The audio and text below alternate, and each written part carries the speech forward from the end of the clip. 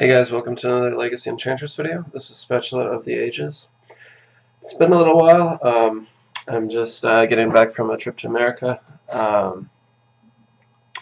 And while I was gone, we finally got access to Estrid's Invocation on MTGO, so that's pretty exciting.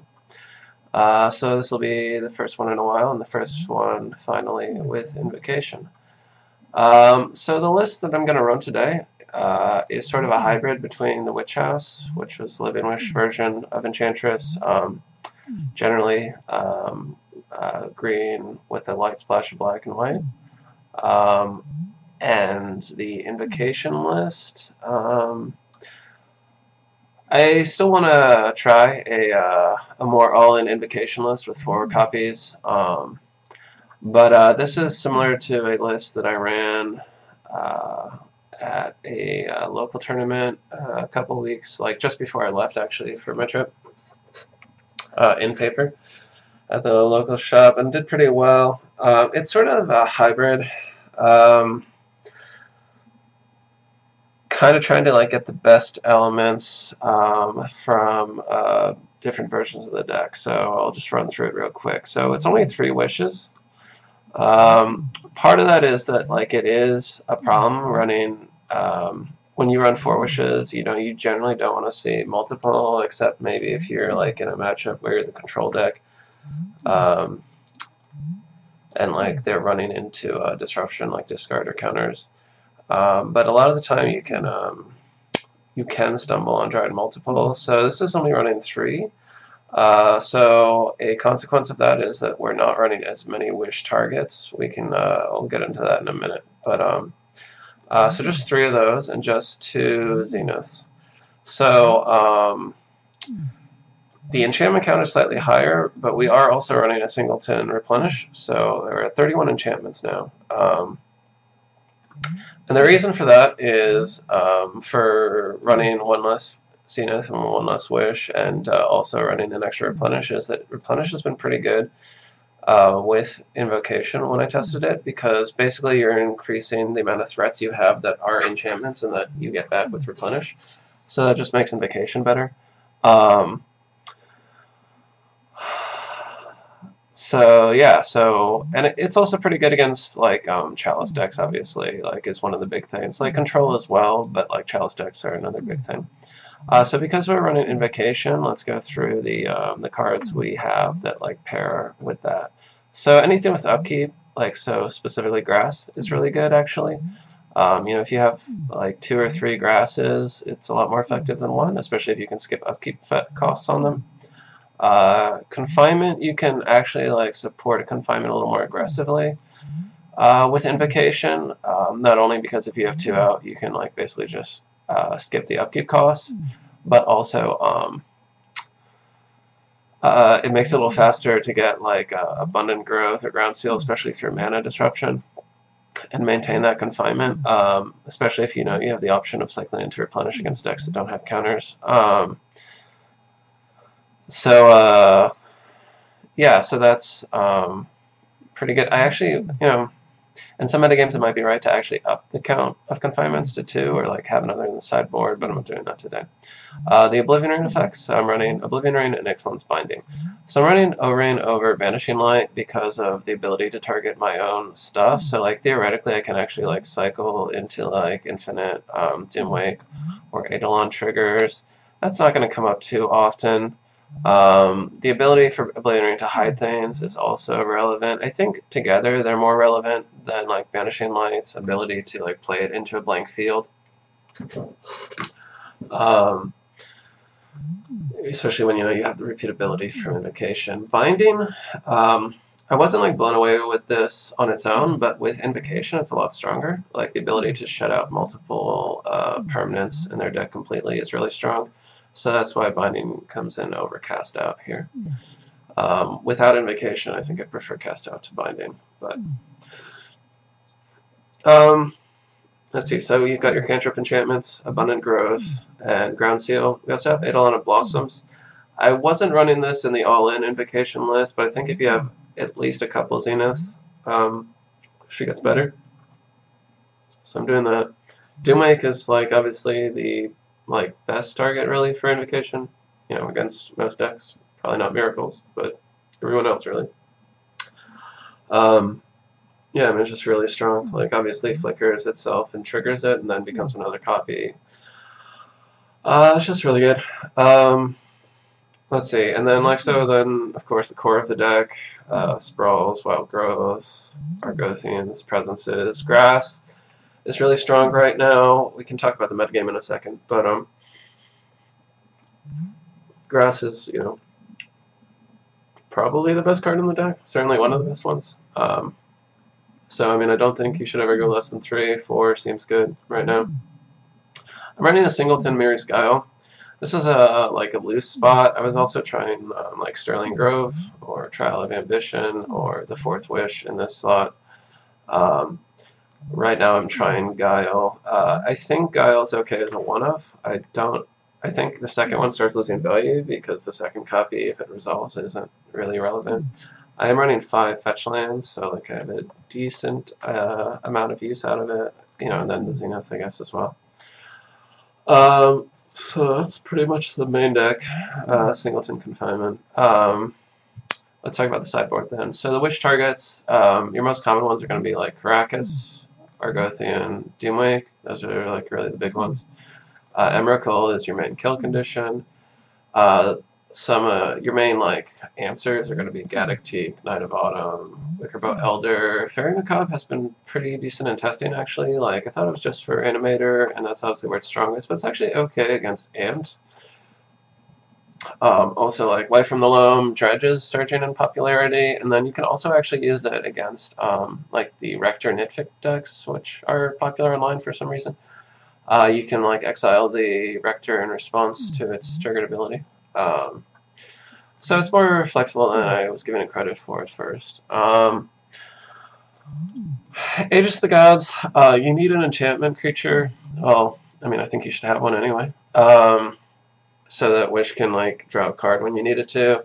Aegis also gives you some use, like it shuts off like Tendrils of Agony is a big one, but also like discard and sacrifice effects. Most sacrifice effects anyway. Yeah, so those are the wish targets. So the reason you also run like Knight of Autumn and Wickerboat Elder is because one of them can come in as a Zenith target. So that way you turn Zenith and Wish into like naturalizes when you need them. So in this list I'm running a lot more like non-wish target sideboard cards. So like Seal of Primordium is just really flexible. There's a lot of matchups where it comes in and it's very strong, like Sneak and Show, Death and Taxes, Stoneblade. It can come in against Miracles, like Steel Stompy, just like a lot of decks, anything with Aether Vial or Chalice. Chokes are probably the best sideboard card. They're really, really strong against, you know, like 60% of the field or something, whatever it is that runs blue. In the Eye of Chaos is an option now that we're in blue. It has flexibility. It's good against Grixis Control. It's probably okay against Miracles, but I don't know if you really need it or can find space to bring it in. But it's also good against Storm, shutting off like Dark Ritual and Cabal Ritual and Ad Nauseam and stuff. Against like burn decks and Infect. So it's pretty versatile. It is a world enchantment, so if you're not familiar with what that means, it means do not copy it with Invocation. World enchantments, there can only be one world enchantment in play at any time, and the old one gets destroyed if a second one comes in. Back to Basics is another option now that we're in blue. I like this against the Eldrazi decks mainly. It's also good against like Life from the Loam decks, lands, 4-color loam, stuff like that. I guess also like Steel Stompy. Engineered Plague is good against like elves. It's okay against Infect.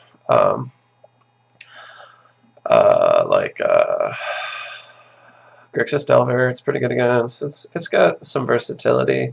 In the matchups where it's good, it's really good. It's also okay against Death and Taxes. Although it's hard because you can't really name human because of, you know, Argothian. But it's also really good with Invocation, obviously. So like you would also bring it in against Eldrazi Stompy, even though like it only kills Mimic by itself. But like with the ability to copy it, it starts making all their guys pretty a lot weaker, which is good. Is that everything? Chokes, Engineer Plague, and yeah, okay, that's back. Yeah, so that's everything. Yeah, I'm gonna let's find our match. All right, thought we were gonna have a second to talk about the metagame, but apparently not. It's been kind of all over the place. It's really the long and the short of it.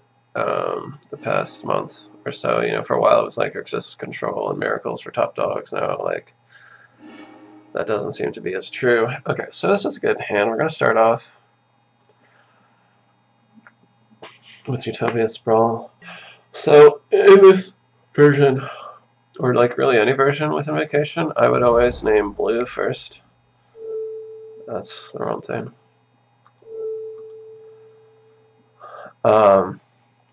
So like the Invocation could come in copying, and it can Invocation in that way can actually also be a mana fixer or color fixer or whatever.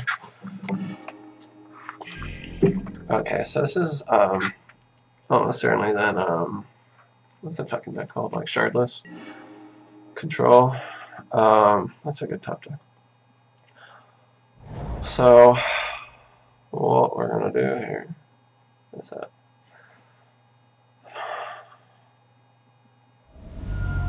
Okay, that's good. I mean, obviously we would have liked to have that resolve, but it's okay if they like, you know, lose 2 cards for it. We're okay with that. We're just gonna get a basic. They could be on Wasteland. They could be on like. I think mostly these are like Shardless Ancient. Well, is a blue and green card, so like generally it's Bug, but this could be like Rug. Or Teamer or whatever. Okay, maybe it's just 4 color. Or maybe they're not in green. Or maybe it's like Grixis Control with Ancestral Vision. No, you wouldn't run just Ancestral Vision without something to take advantage of it, I think. But I could be wrong.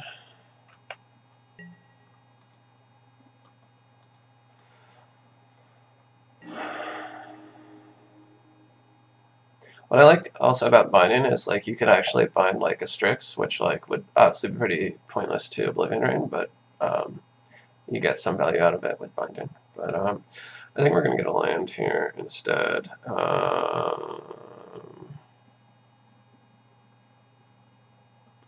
They're probably not on a Wasteland.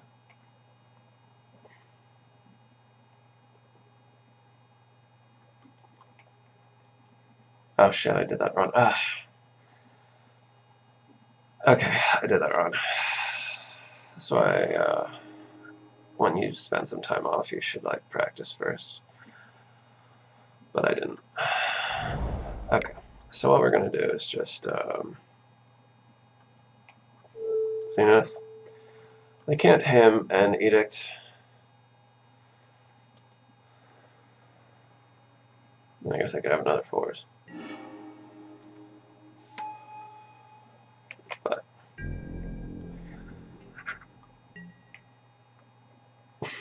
I guess, like, at least now we have the shuffle effect.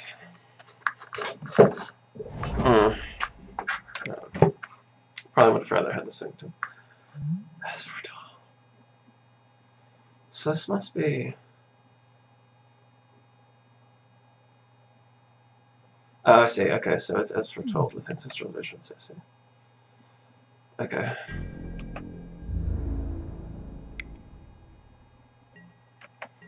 So they're probably going to start getting some really strong card advantage here in a minute. How many time counters are left on this thing? So, it's one you remove the last one, right? Yeah.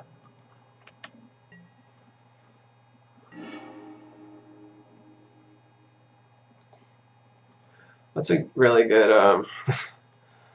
top of the library.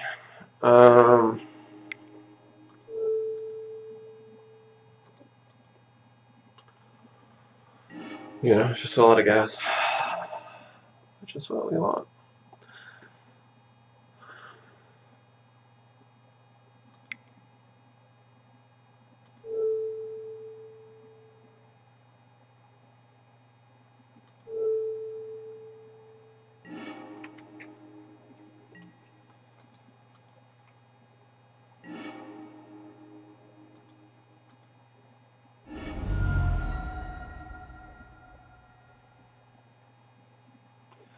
At this point, I'm not.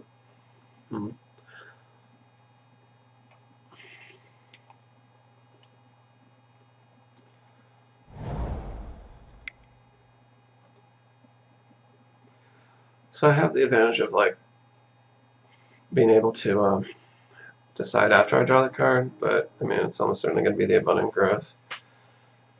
So I can get the extra card.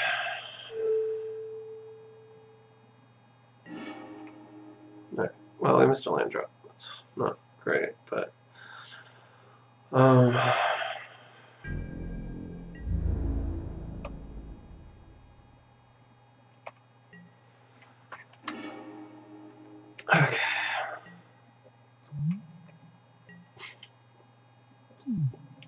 So we're gonna want to get rid of As Foretold, obviously. It's a little chilly in here. Okay.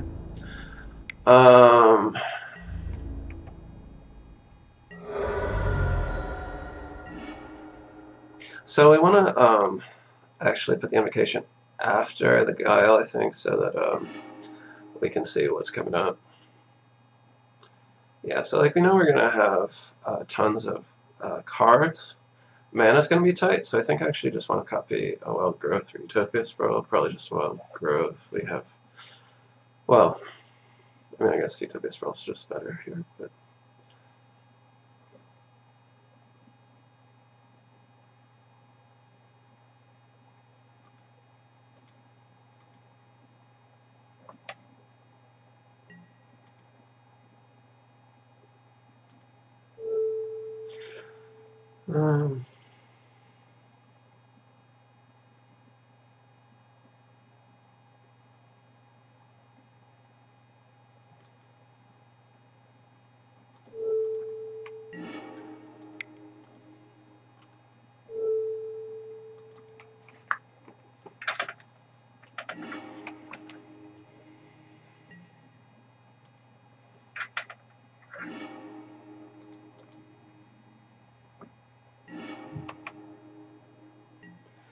I don't really want to run out a second Enchantress. I mean, I've already got two and the whatever. What I'm getting is I'm just gonna put out Confinement. They could be on some kind of weird combo kill that somehow kills me next turn. At any rate, they'll probably draw a bunch of cards, and I don't want them to be able to like him me. We haven't seen any green mana yet, so I'm not sure if they have an answer to Confinement.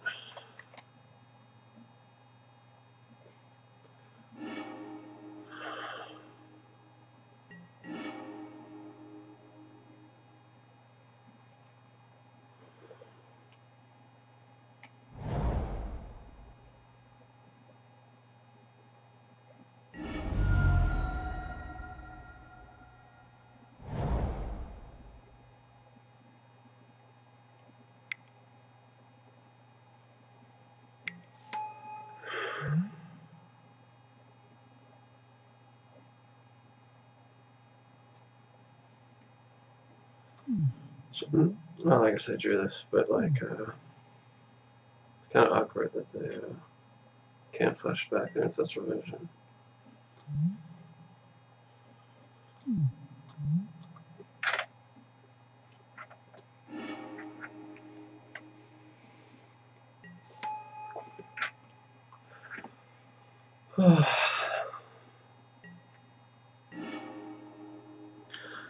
Okay. Man, too many decisions. Alright.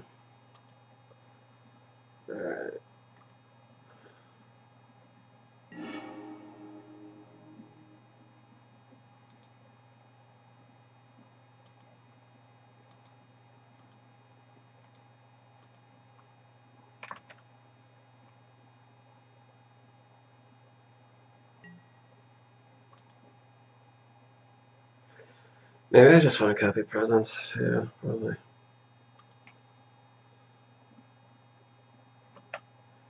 I hate grass. I don't need the grass. I can easily afford the card, so whatever.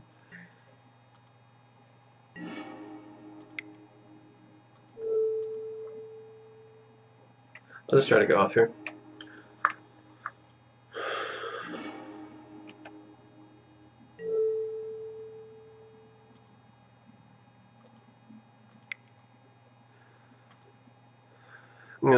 cast this as a Sprawl because it's basically reduces the cost by 1.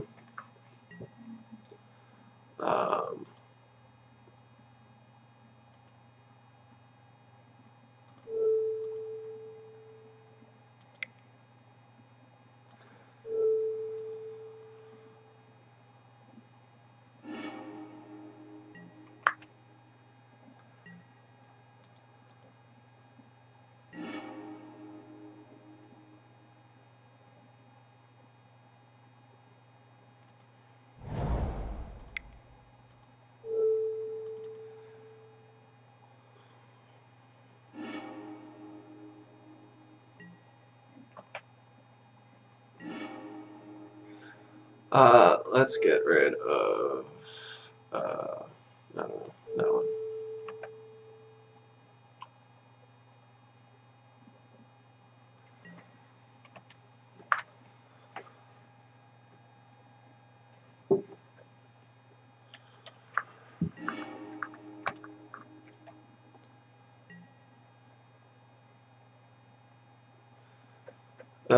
I don't know what he's going to do at this point. I need to probably start just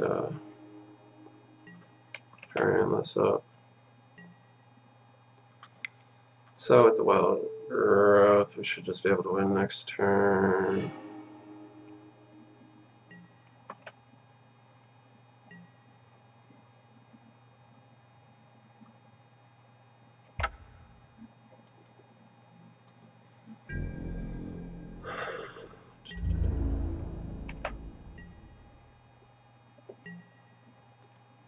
Don't need the dual lands, probably. I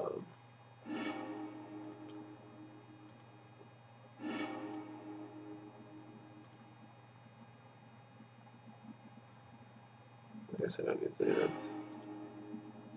Or all these Enchantresses.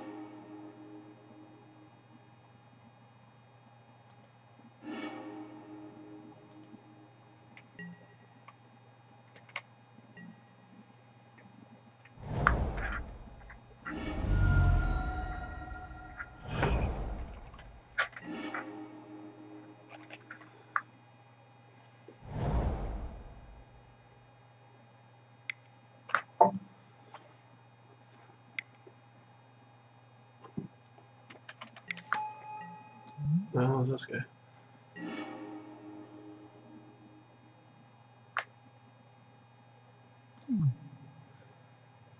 Okay. Upkeeps. Flickers. Guile first.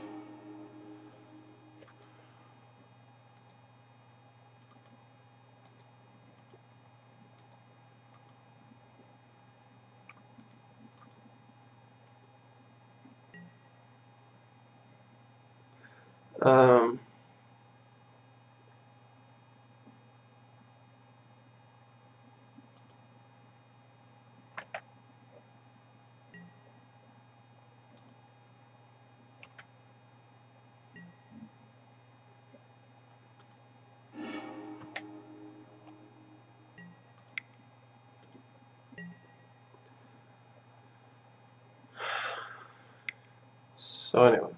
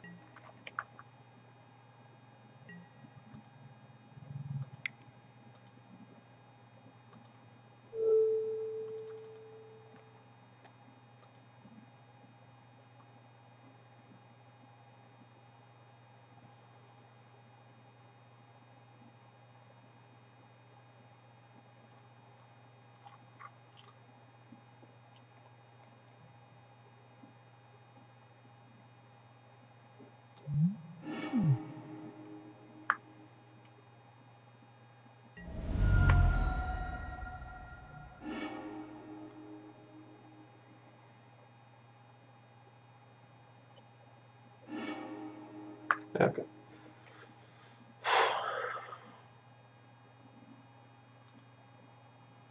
Alright, so some sort of, man, one odd deck. I guess Karakas is going to be good. They seem to have a lot of legends. Run the Chaos, I suppose, looks really good. It's hard to know. The thing's grass looked okay.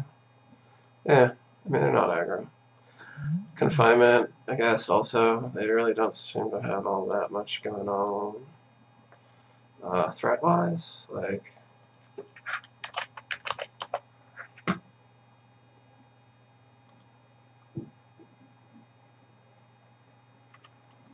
That's not the right one. I should have paid attention. What were they? Nemezet Prun. Okay.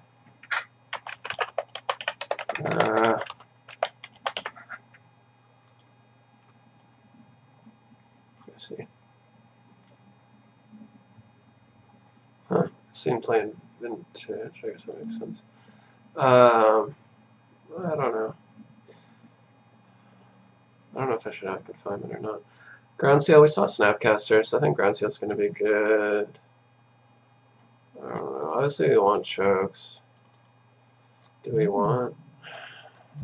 Better doesn't seem to do much. Does Seal do anything? I mean, I guess it destroys that enchantment. That makes things free. Maybe we'd rather have Wicker Bow as a Zenith target. Alright, so maybe like 2 Garias.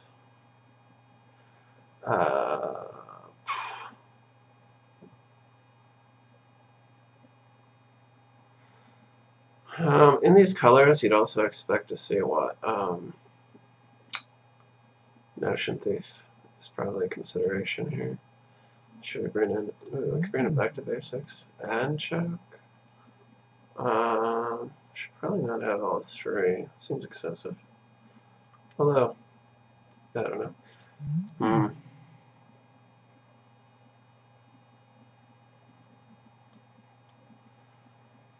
I don't know. I feel like... I mean, one of the advantages of playing a deck like they're playing is, I guess like we're playing as well, is that it can be, you know, people tend to have pretty tuned sideboard plans against more popular decks. Here, I'm not really sure what I should be doing. Well, it's a good hand, though. Double acceleration, double threats, 3 land drops. What more can one ask for? We do have Guile, at least, if they do have Notion Thief. Since we don't yet know what color we would name, and we do have the fetches, let's just start with Wild Growth.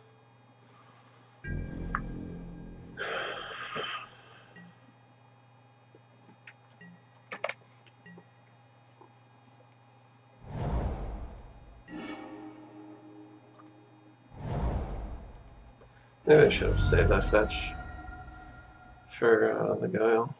So, obviously they're not running like back to basics or anything. I doubt they're running Wasteland. At any rate, probably have juicier targets, so maybe we wouldn't mind if they do waste the trop in comparison to the Sanctum. I'm just gonna run it out. Obviously, like they could have Days or Spell Pierce or whatever, but I do have Guile, and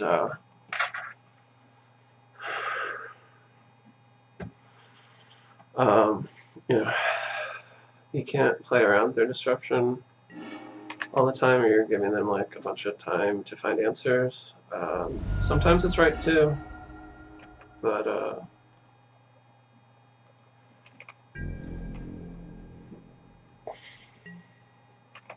and like I was saying, like, you know, we would have rather that resolve, but getting a 2-for-1's okay as well. Certainly better than like if it had been spell pierced. That's interesting. We can actually just run out the Guile. Then we can play the Wicker Bow.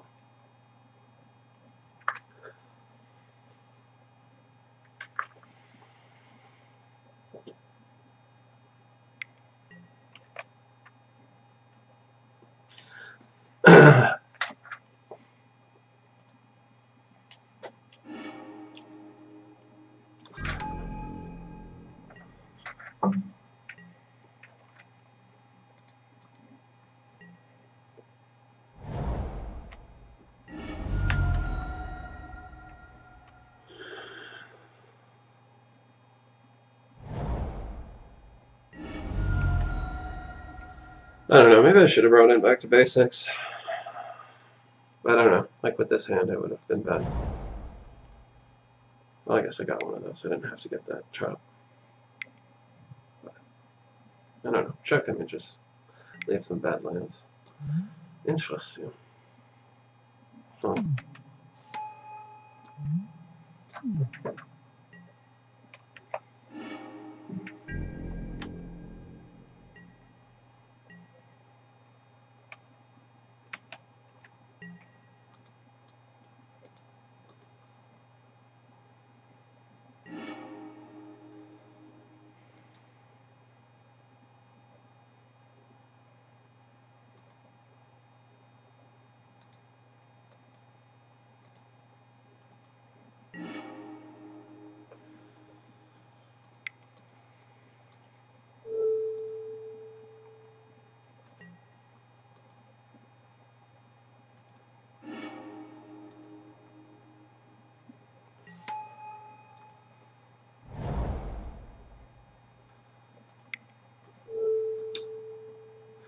Be awkward if they do have wasteland, but yeah, it would have been alright anyway.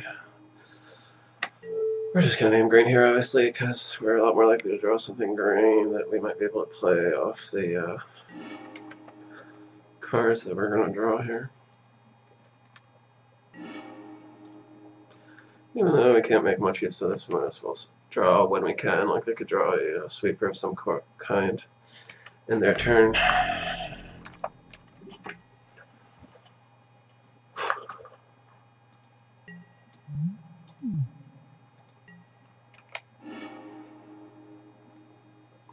So their hand gets refilled, but you know, we also drew a bunch of cards. And if they do, you know,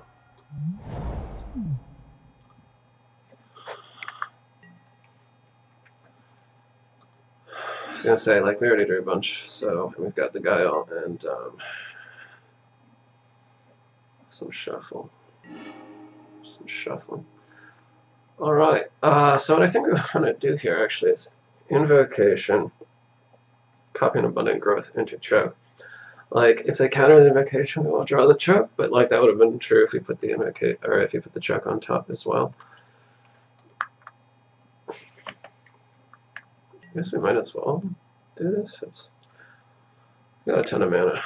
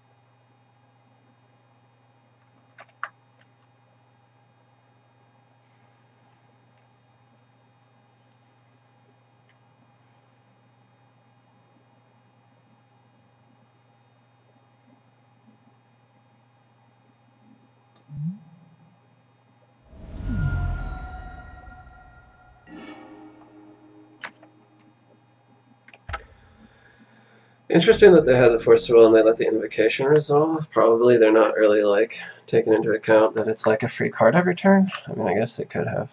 Well, I guess they could have Wasteland, but like they wouldn't know that I was going to put it on a non-basic. I mean, it seems wrong to let that resolve.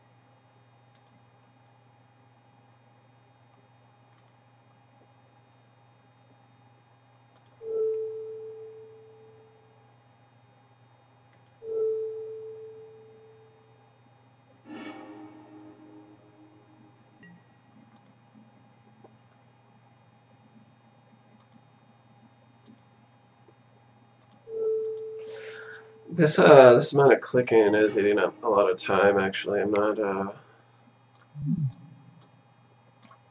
fan of that.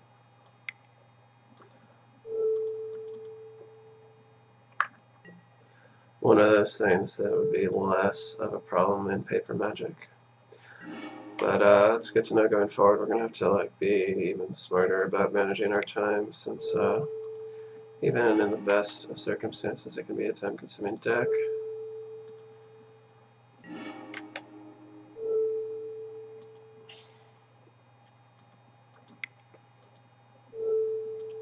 There is not to play this, I suppose.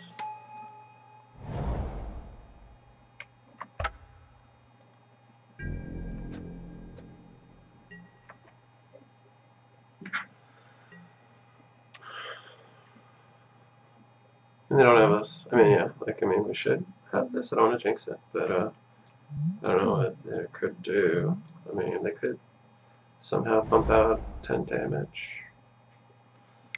I don't know what that would look like. Ooh, Burning Wish. I don't like that.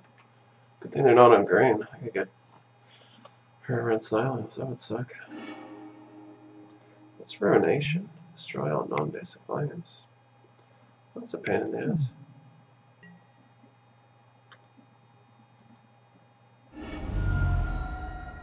That leaves them with just 2 lands. So.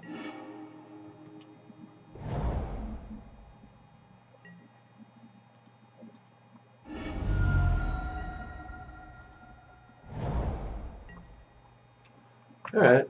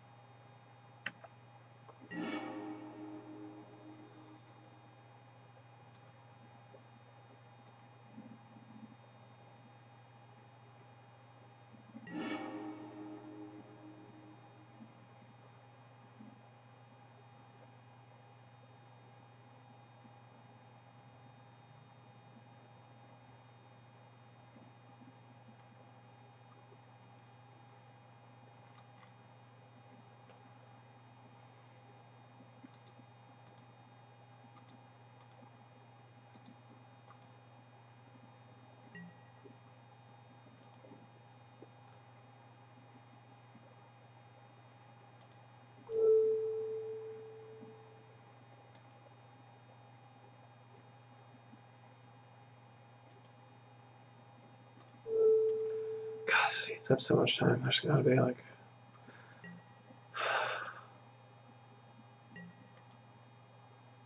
Why? What just happened?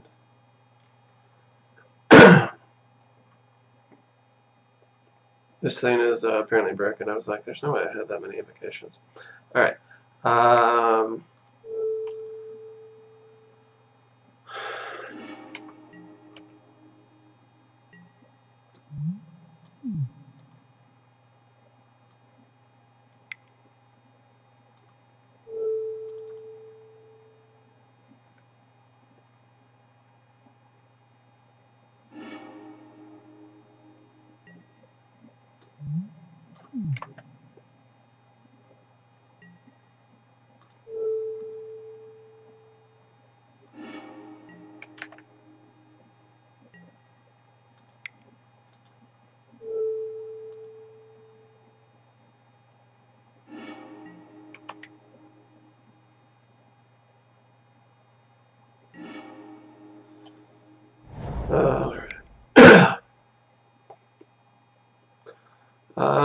Let's see. What do I want to do here? I want to replenish. I'm a little bit worried about my life. 16. I'm 1 mana short. I guess I can just get Aegis. I mean, they can destroy, of course, but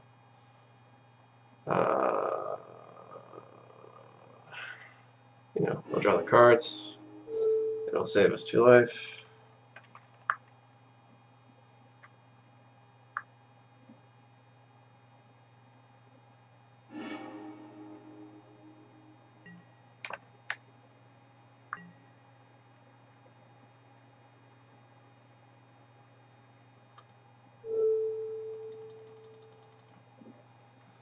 Fortunately, this is going to involve another set of fucking clicking.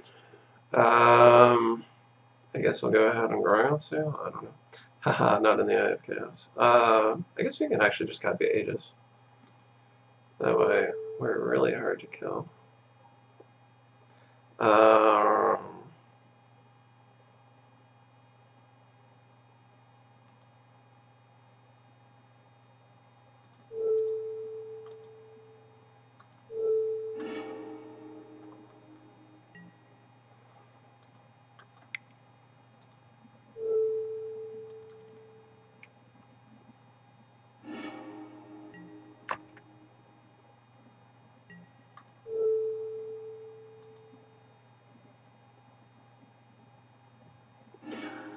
I'm just looking for the Living Wish. I guess I can do that too. Huh.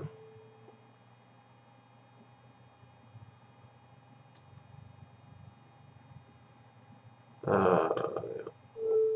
Alright, sure. Let's hit the Chandra.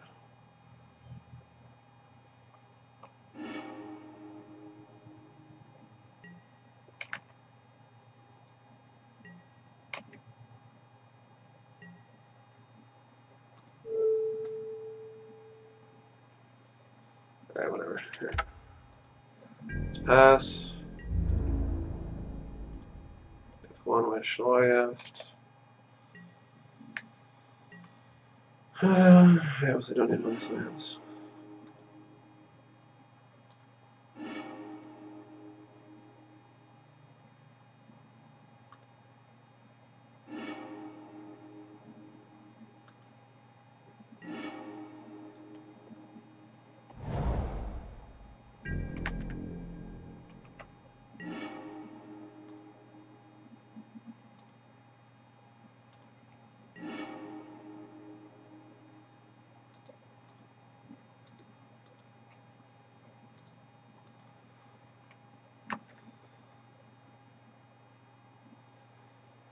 Yeah, sure.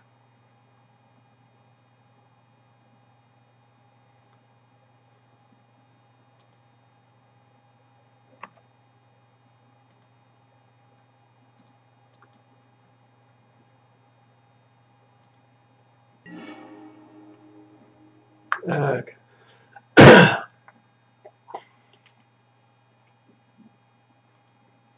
So, learned that Invocation is unfortunately rather time-consuming, isn't it?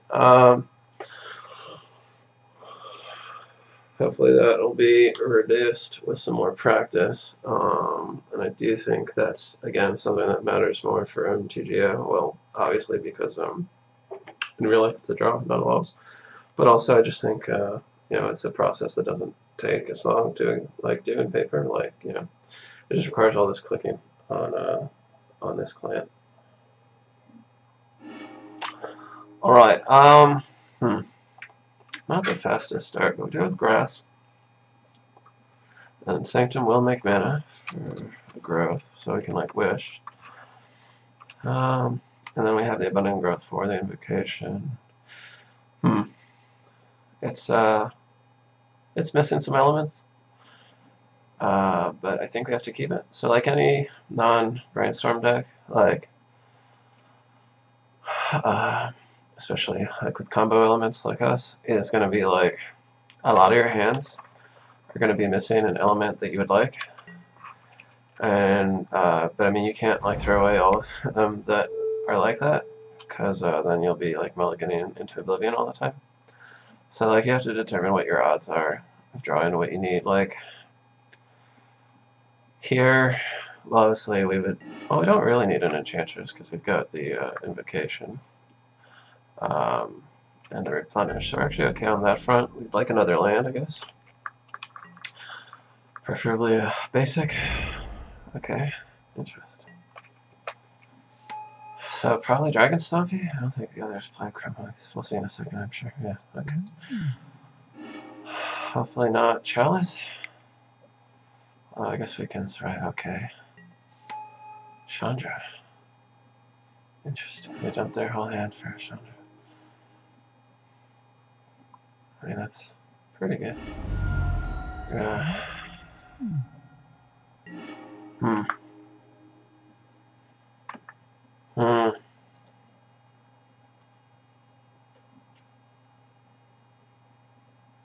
So, one thing is we can be fairly sure they don't have Wasteland, obviously, because they have Blood Moon.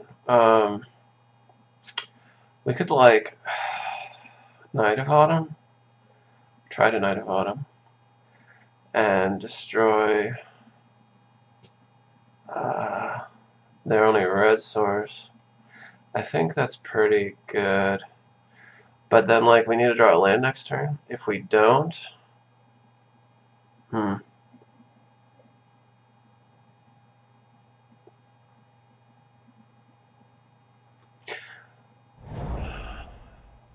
think I'm actually going to do it like this. If I draw Wild Growth, I'll play it. But this way, this Sanctum will make 2 mana next turn, and I can Zenith.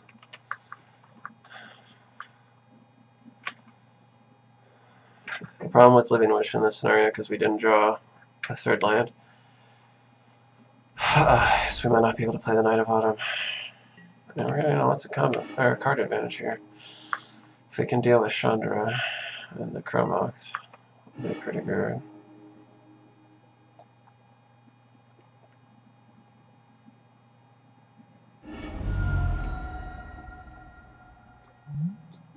Got 2 turns till this goes lethal. Well, I guess they won't have that many cards in hand to use it with.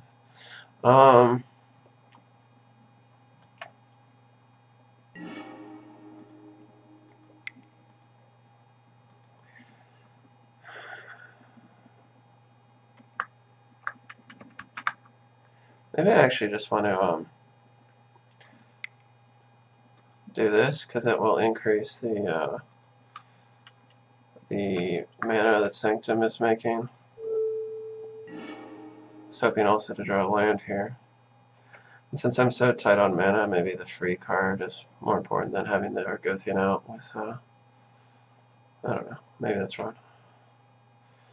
Sure would like an answer to Chandra, although I can actually just play a Confinement, can't I? I don't think they can answer Confinement, and I'll have Replenish. I can keep it up with Invocation, and I can just, like, basically set up a really good Replenish, because, like, what are they going to do about it? Nothing. I bet that's a hard call for them. Wait, can I play land? Okay, right? Alright, well, I'm glad I didn't see enough.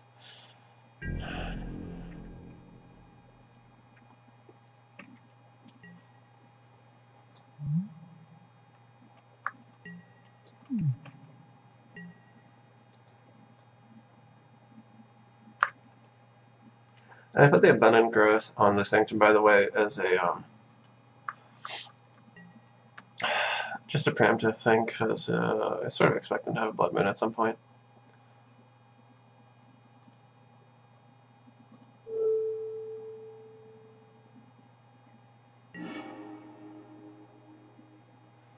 Alright.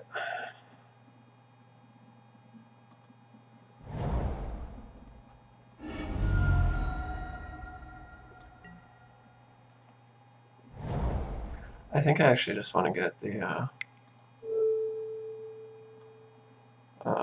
mana. Oh shit, that's right. I can't. How much is this making? 3, 4, 5. I can. No, I could tap this for 3. Play the Sprawl. Then I still have 3 mana. Right? Sorry, I'm doing math here. No, yes. Yeah, that's right. Play there. Then I still have 1 white floating, and that'll generate 2, and I play the Confinement, right? Right.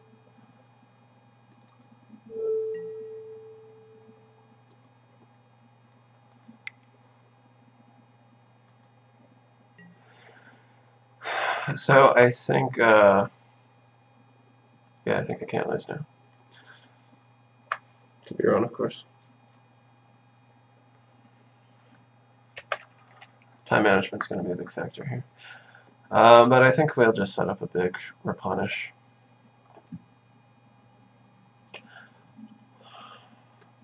They can Blood Moon. They could play Chalice. They can't play Chalice for 4. I mean, they could, I suppose, but that's a long ways off.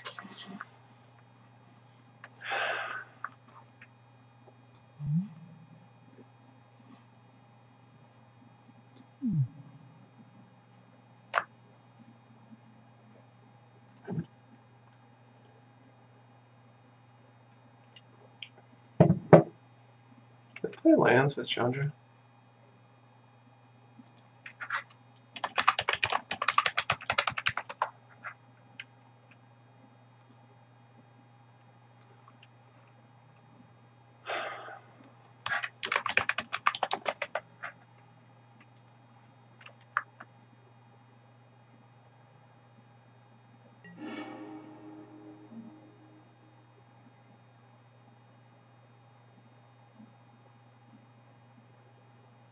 Doesn't allow you to play lands. Okay.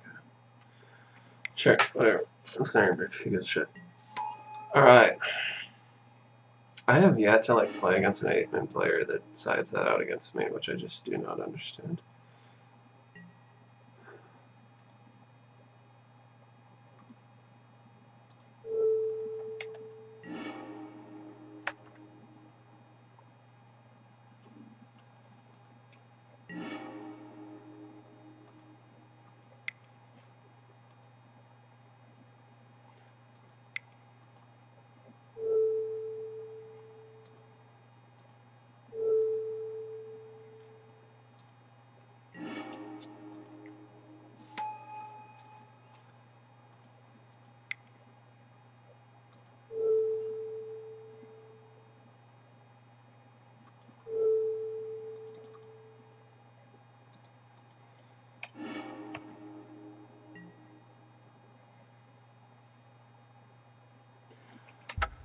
Well, I guess I can't cast anything.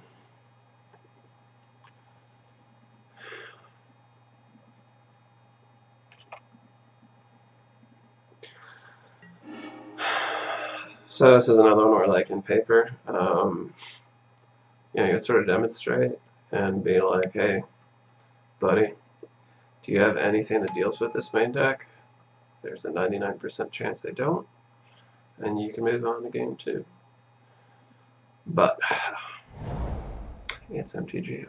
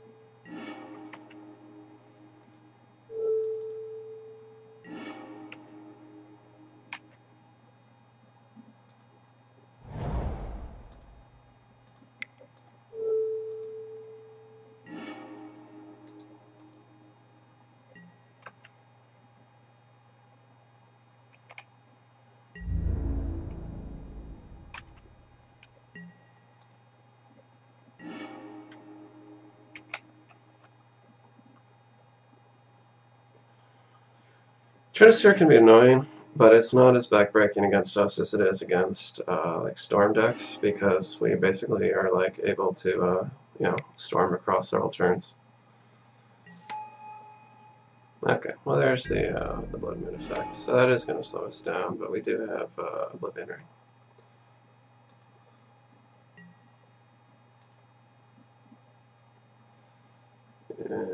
Yeah, I guess we'll still take the free card.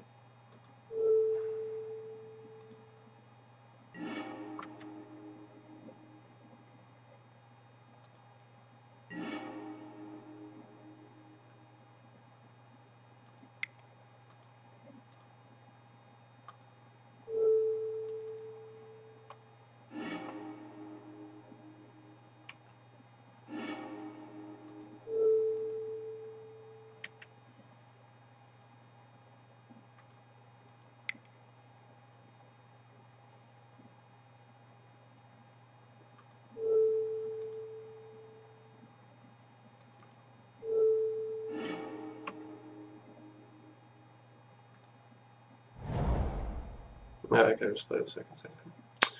Oh well. Yeah, whatever, let's just gosh, guys.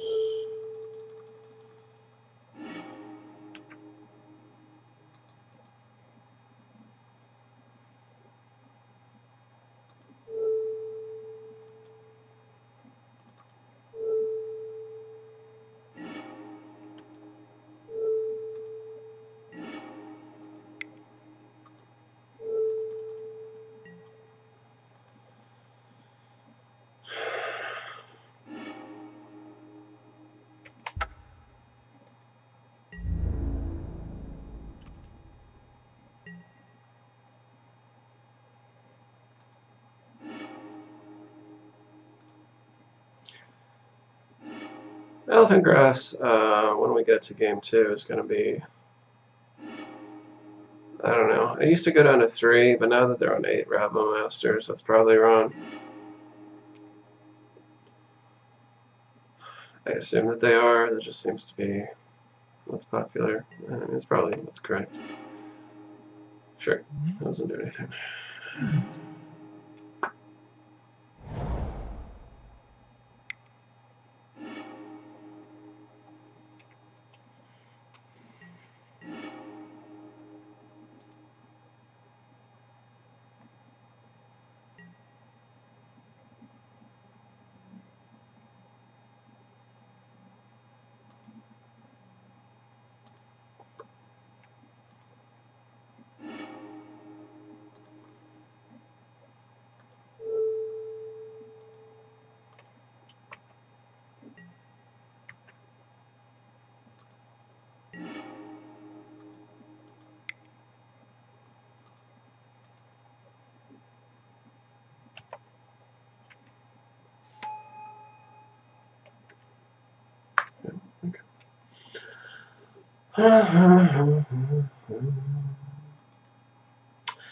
So, I think we do want to take out Guile. We want to reduce our vulnerability to Chalice at 1.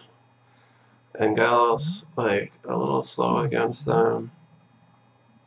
So that can easily become Seal of Primordium. That's an easy choice. We want either Knight or Wicker Bow. With them on the play... So, like, the advantage of bringing a Knight is... With Zenith, we could, like, cast it even if we don't have white mana.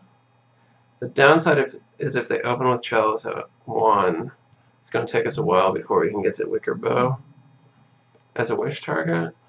I mean, I guess that's true. No, okay. Well, we'll try it that way. So...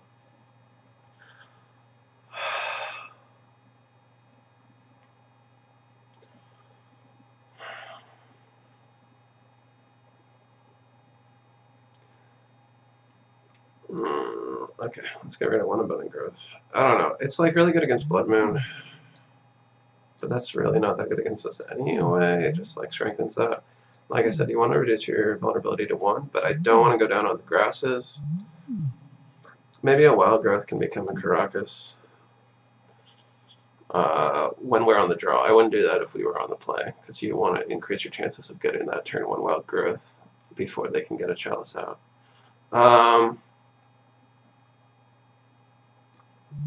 Back to basics. Doesn't do anything if Blood Moon is out, so it's probably not worth it.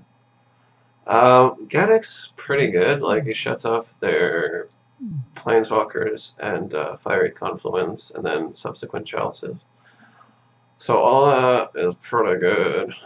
He dies to they definitely bring in like a 3-mana Devoid spell that does like Pyroclasm at instant speed.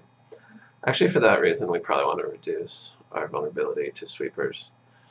Yeah. Actually, maybe Eidolon's really bad. I don't know. Is Eidolon really bad?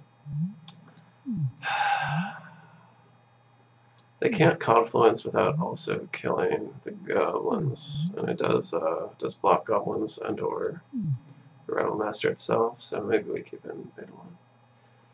And if they have transfer, I don't know. I don't know, guys. It's a tough call. If we're on the play, maybe we can afford to take out a grass. So this is pretty weak to Blood Moon. Not weak to Chalice, but not very fast either. Like, if they've got a Rabble Master hand, we're in a lot of trouble.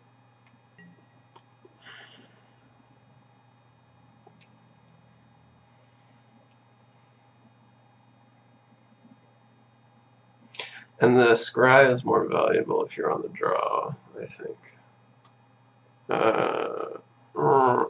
But like mulliganing for a Wild Growth if you've got the turn 1 Chalice isn't great. Although they did think about it for a second, which you generally don't do if you got the turn 1 Chalice. Like, that's their goal. So that makes me suspect maybe they've got an aggro plan and they're like wondering whether they should go for it. Which is like maybe overthinking it. There's no way to really know that. Alright, fine. This could be a mistake, but that's like always true. That is the hard part against these like decks, especially this one probably even more than the other Stompy decks. Is it's hard to know like your path can be. See, yeah, now we're in trouble. Good or bad depending on what their path is.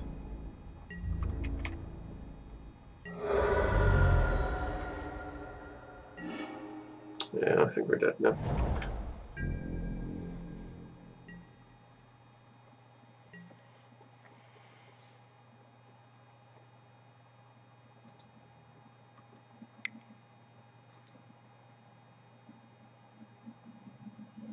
Yeah, this was a Wild Growth. Oh wow, and a Legion War Boss.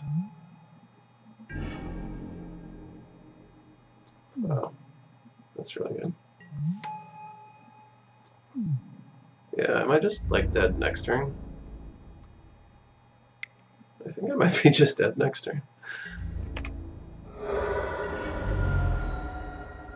Yeah, I am. 3, 4, 5. Yeah, let's go to the next one. Yeah.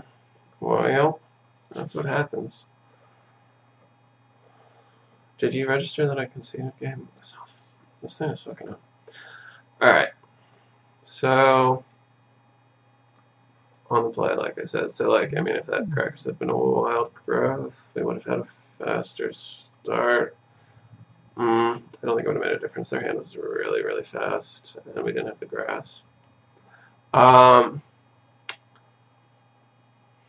think everything else probably stays the same. Oh, Plague. What am I? Ugh, fucking idiot. Yeah, Plague should definitely come in. I mean, Goblin's really good. What a schmuck. That's better than Ground Seal anyway. But if I've got that much off color, maybe I want the 4th Abundant Growth after all. Gaddock, maybe? I can sell Wish for Gaddock, maybe. He's less impressive. I mean, yeah, alright.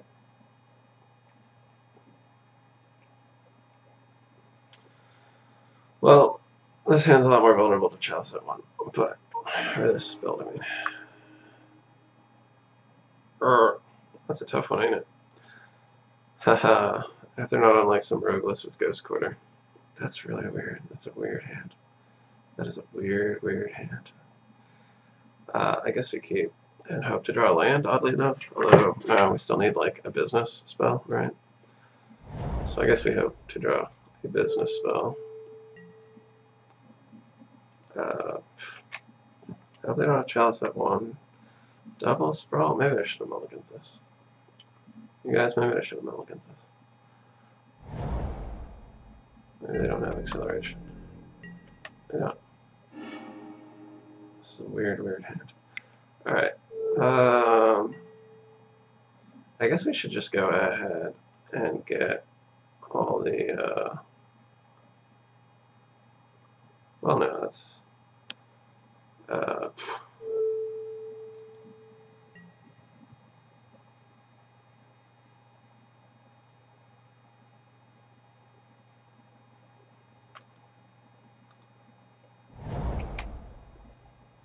well, we need to draw something. I guess we're also lucky or glad we put in the 4th Abundant Growth. Because I didn't stop to think about the number of cantrip enchantments. That was down to 4. Now we're at 5, which isn't great either. But we also have like Plague. Would probably be alright. Kind of depends. If they're on like a Planeswalker, it's not as good.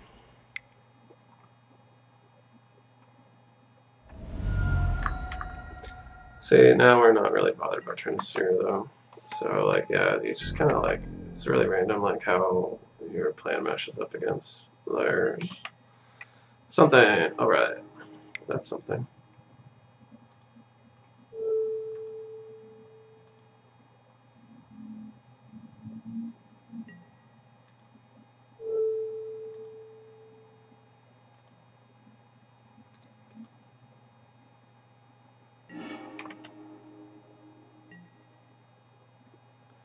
I guess it doesn't matter what we copy.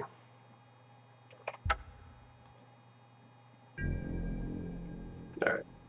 Well, I mean, we did get lucky, but I guess we had a lot of outs, honestly. Like Wish also, Zenith.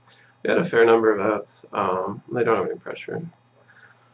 So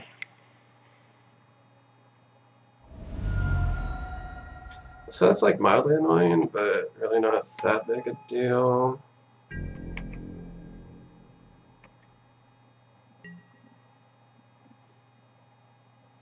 Should we copy Sprawl? No.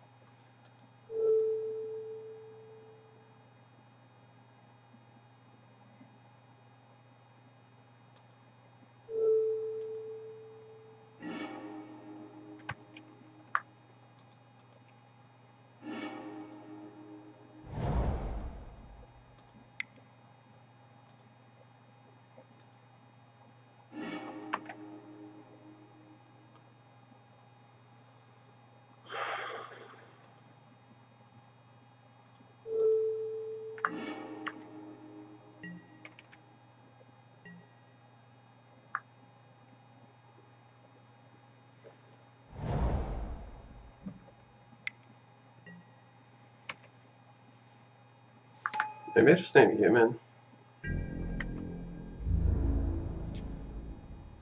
Not the worst plan.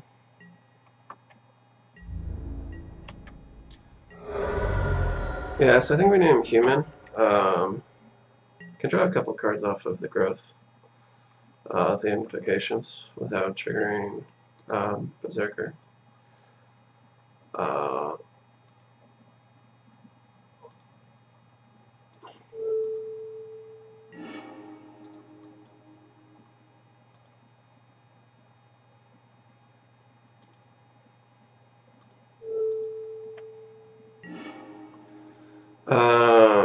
Let's go ahead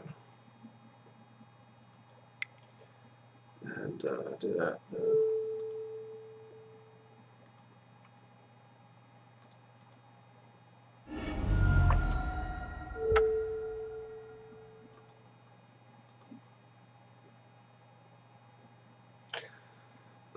And then I might just want to grass.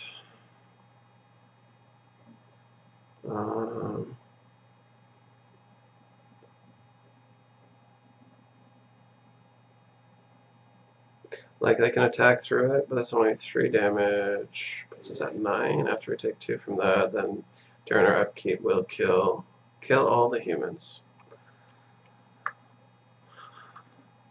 You guys, did you get that Flight of the Conchords reference? No? Okay, that's fine.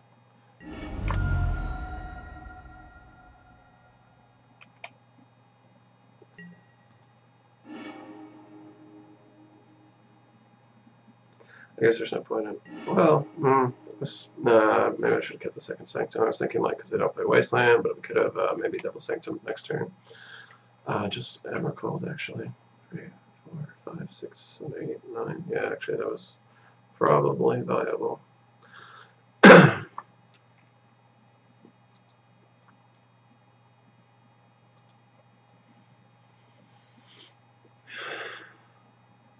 Southern upkeep kill all humans. Copy and plague.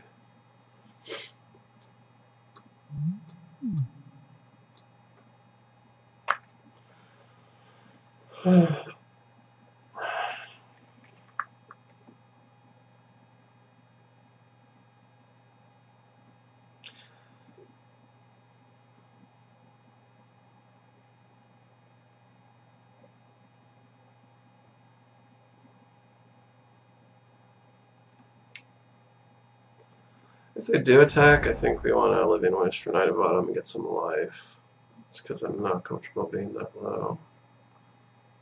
Even though, you know, Trinister also like limits their ability to do anything like wacky.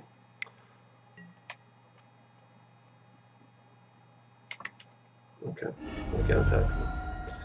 Let's say, yeah, like they could Confluence next turn. That'd be rough.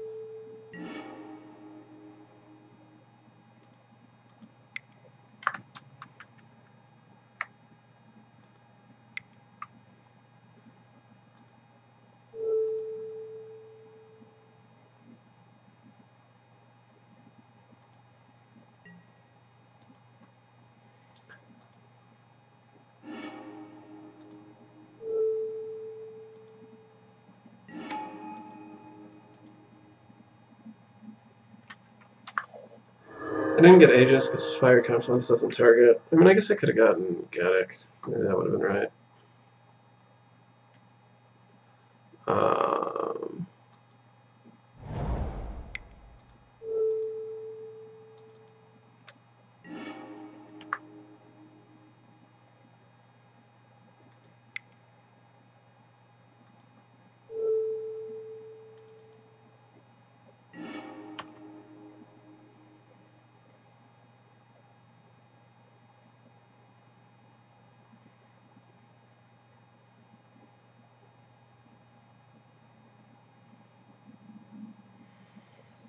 I don't know what I want to do.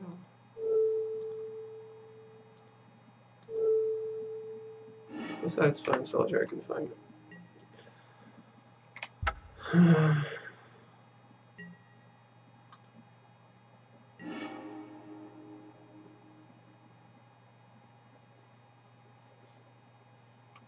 I almost put an Argothian in play, forgetting about my engineer plague.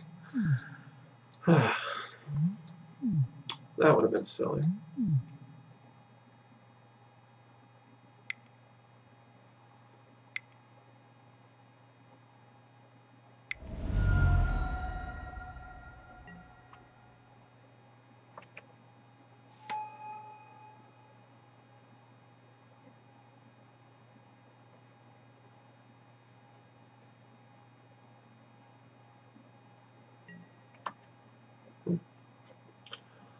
Alright.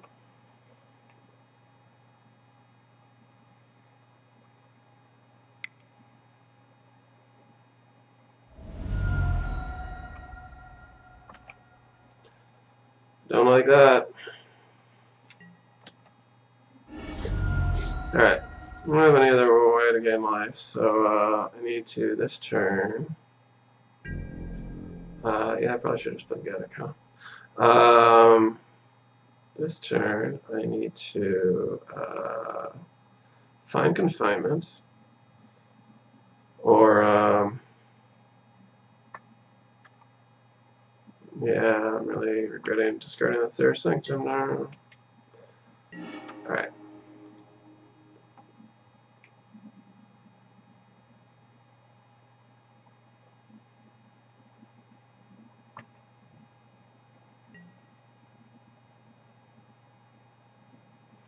I think we're going full gas.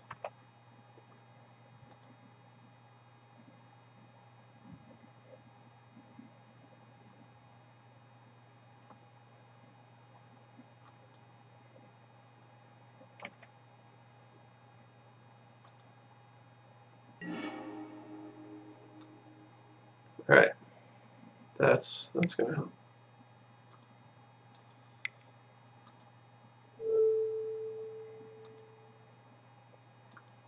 Okay. So yeah, we'll just knock out the Trinisphere.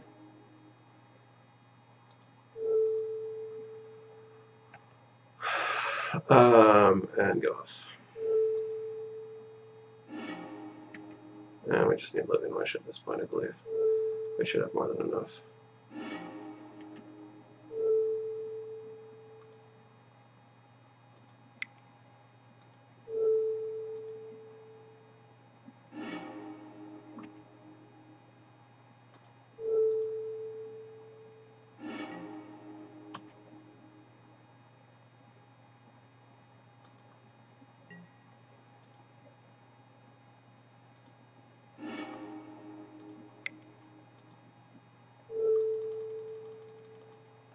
Alright.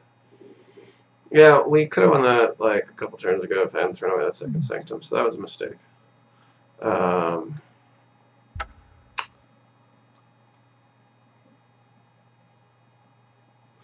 Yeah, Engineered Plague was good. I wasn't even thinking about him. I was just thinking like how many goblins he runs. But yeah, that's good to know. But it's also yeah, Mauler is really good as a sideboard card against us, so that was handy. And I guess like yeah, we also sided out on Argothian, and I do think that's right, just because of their sweepers. But then also it does make it easier for us. So, which is a thing that like is partially enabled obviously by Invocation, and then Invocation was also obviously good because it allowed us to get mana and draw free cards underneath the Trinisphere. Also underneath Mauler without taking damage, which like obviously mattered because we won at 4 life. So Invocation was really good there, even though it eats up a lot of time. Oh man. If they don't play Wasteland, it's a pretty good hand, but you just can't take that chance. Like, if they play Wasteland, we're just basically out of the game. Oh, it's not great. It's not great at all. Especially since this Scry is practically worthless. Ah, fuck me. Alright.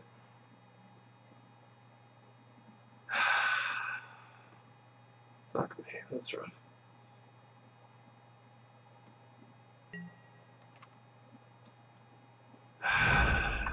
We obviously can't, like, ship that away. Especially since we can't, like, cast this without getting a drop, and then we're wastelandable.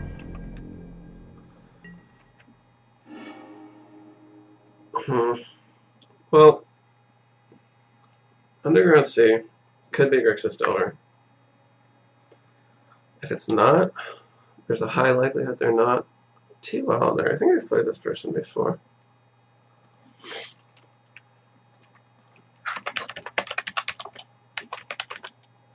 Oh, wait, there's a number 3.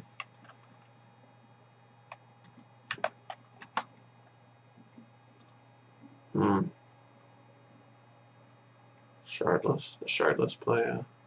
That's from 2016. Probably not reliable information. Alright, fuck it. We'll go for it. They also didn't like turn 1 cantrip, so they're less likely to have it. I guess we should go ahead and get the drop, because, like, we're dead to Wasteland anyway. So, you know. I just want to live forever, etc., etc. They could just daze us here, I guess, too.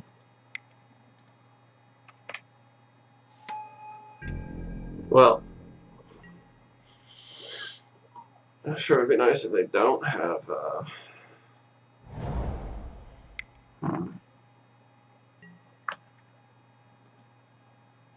Well, so probably, Grixis Control. Even though I'm not copying anything of significance, I'm going to go ahead and do this anyway, because they're tapped out. I want to resolve this. I want them to like think, oh, it's just a wild growth, and let it resolve. And like that way, if I tap deck an abundant growth, I can get going, which is like certainly a sufficient game plan against Grixis Control.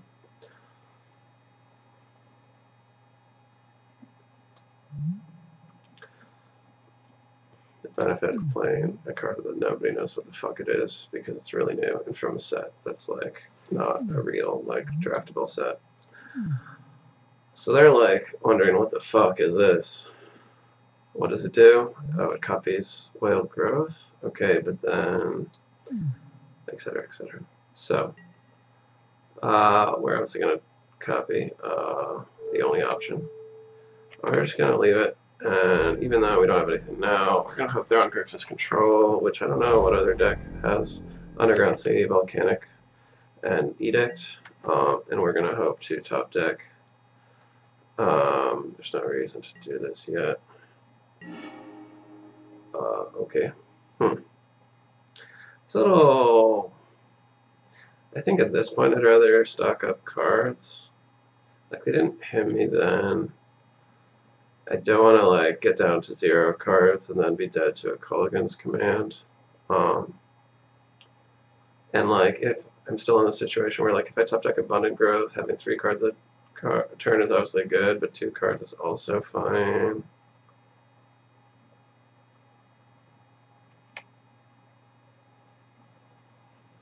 So against Grixis Control, you do need to like sometimes hold some cards in reserve, even though like it can enable their discard, but it also can like weaken their discard in a sort of counterintuitive way. I meant to say no.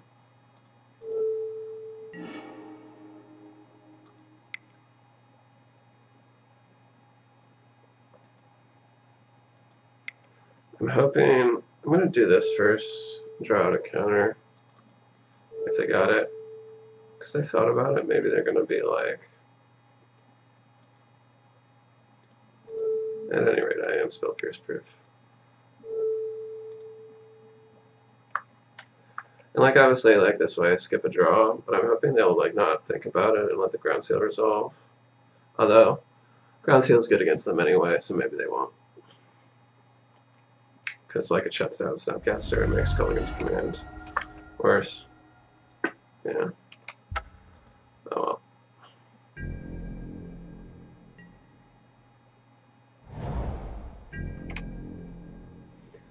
They did have to get rid of 2 cards, so.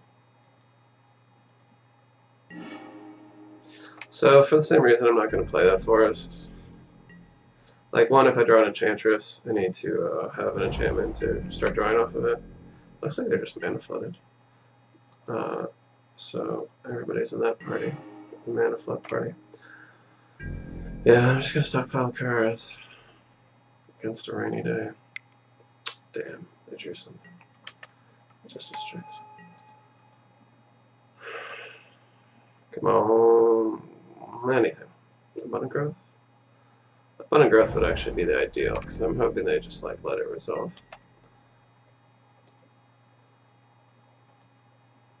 Most people would be loath to force a will in Abundant Growth. I just keep drawing my hands instead.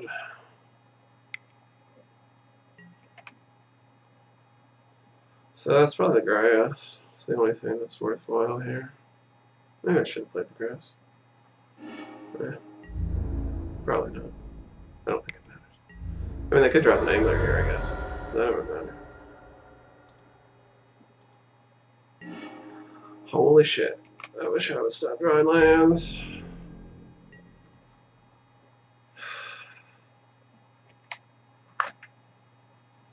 Come on, seriously, Dick.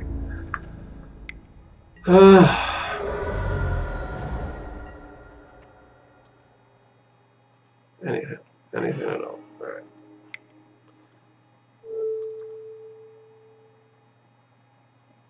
Hopefully they don't have another fucking... Alright, well, Force of Will, that's what I was going to say. Hopefully they don't have another fucking Force of Will.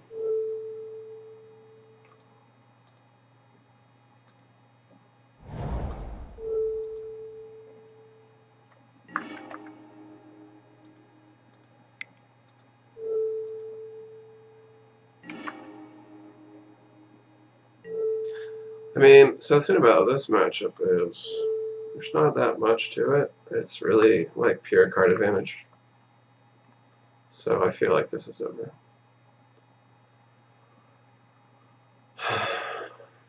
unless they're on something that's not Grixis Control, and like I'm just wildly wrong about this.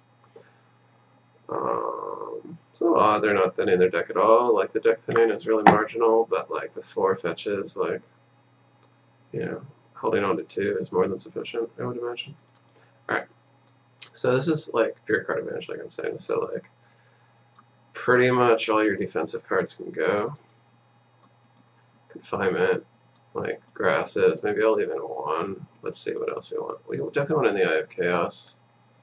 It's more debatable, I think, against Miracles, but like it also stops Call Against Command, or like I mean, I guess it doesn't technically stop it, but it makes it really bad. So choke, definitely want choke. Now plague is probably just better. Well, I guess grass stops Angler and plague doesn't.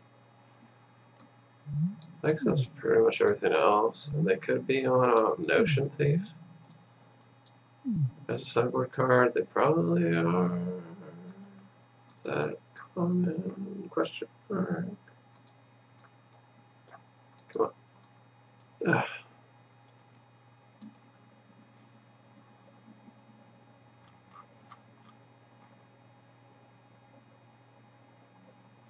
I guess it's the version with like deck Faden that runs Notion Thief. I don't know. I mean, I guess that makes sense, but like I feel like it's an okay sideboard card regardless. Alright, anyway. What else do we want, guys? We could run back to basics. I mean, like, it stops Badlands, Switch Choke doesn't, but I feel like, you know, they run at least 1 basic island. Choke's probably just overall, like, doing pretty much the same thing. Back to basics has more potential to bite me back. And I'm not really sure I need it. And plus, like, the 3 curve's already pretty heavy here. Like, you know, when you figure that Zenith is also a 3 mana card. Oh, we're short a card. Okay.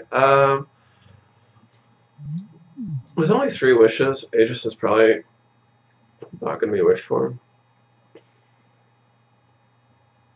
Or I could have Wicker Bow. Sometimes they have E-Flag. I don't know what other cards they have, but like Wicker Bow can also be a threat. They probably take out most of their removal. I guess they still have Strix. Alright, let's go for Aegis, I suppose. Sure. Like, Gaddock's really just gonna stop Force of Will, and it's a really slow hand, and they're on the play, but mainly this would just be better than like no land or all land, which like in real life I'd probably mulligan, but I don't know. Online for some reason it just feels like I always like have to mulligan to 5. Like this is gonna be, yeah, a no land hand. Why the fuck does this always happen on MTGO?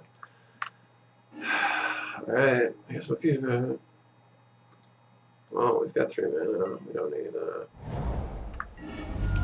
MTGO, seriously. Like, I don't know if it's like an algorithm based off like not having brainstorm in your deck, so fuck you. We're gonna make you multiply every goddamn time. But it's seriously every fucking time. So, like I think I was saying earlier, going in blind just blue. Can probably just safely get it on basic, but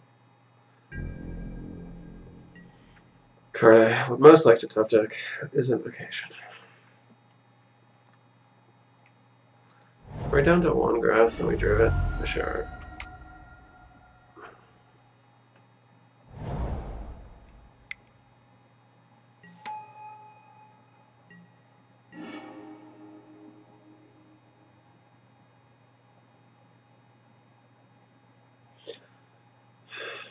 I think I would rather.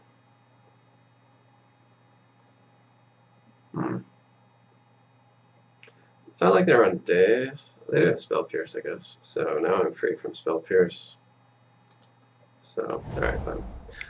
But it does like make me more vulnerable to surgical. Because having the wish on the back burner in case they like surgical your Argothians is nice.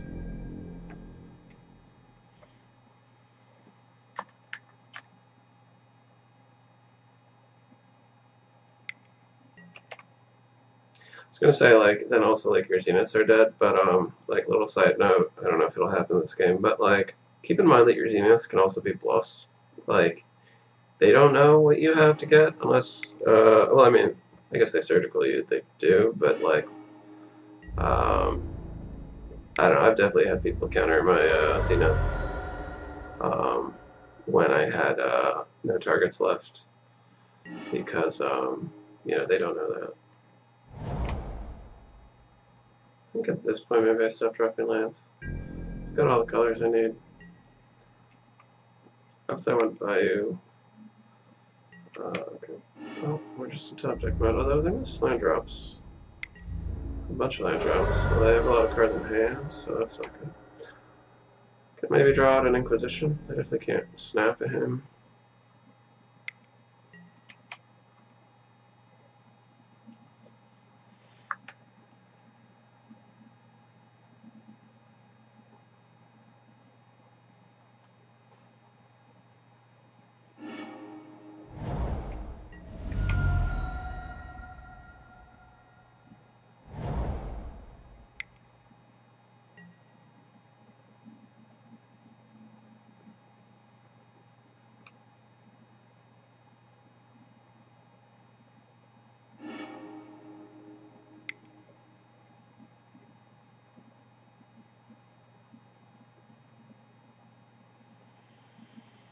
Oh, Angler.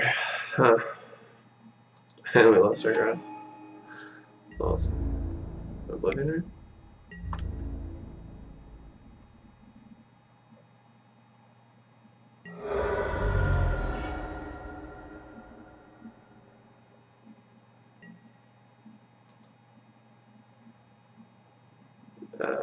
Check. Well, I mean, we're getting card advantage out of it. It's only hitting another card. It's not even really reducing threat density by anything significant. They only have 3 cards left. What are the odds? One's a force. I mean, obviously we need a top deck like this turn or next if they don't have a force. Hopefully this turn. By which I mean, you know, like the next turn, because this turn is obviously over. They could have like land Snapcaster him, but like I was saying, you don't want to. Well, I don't know. Maybe I do want to. Just because if they do him, then a top deck Doomwake, I can't cast it. But that's only 1 card. Otherwise, I think we're better off.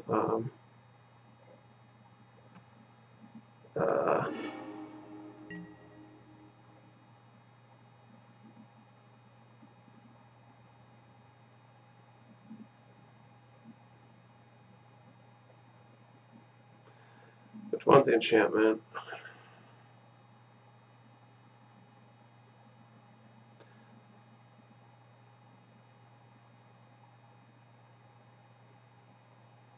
Well, they can't snap him and Culligan's command, and I think I'm kind of dead if I don't top deck really soon anyway.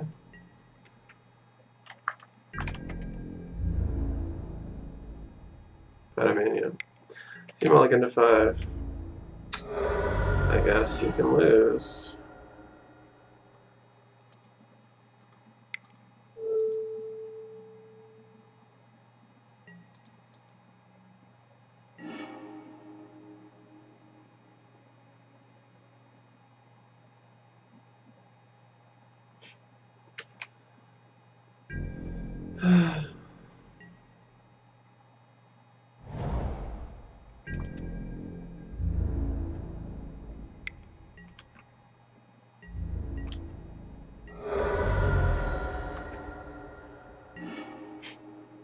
Alright.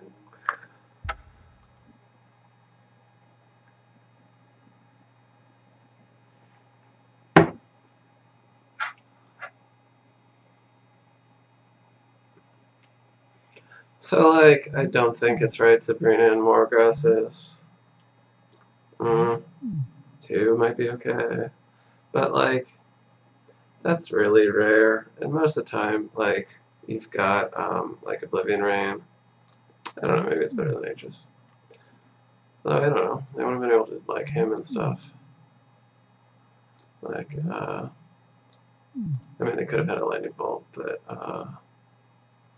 you know, even Culligan's command, like, even though it can kill it, like, isn't great, because, like, if there's no creature for them to target, they have to, like, make themselves discard or destroy a Baleful Strix. So it is pretty good.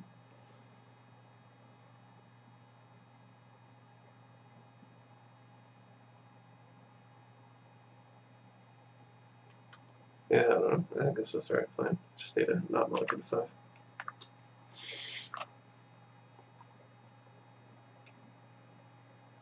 On the play, it might be right to like go no grass. I don't know. Seriously, guys?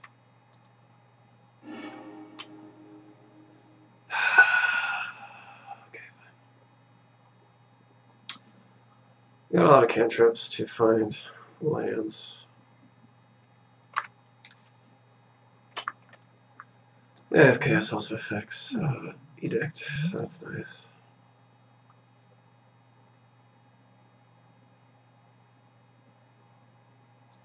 We're probably going to ship anything that's not on land.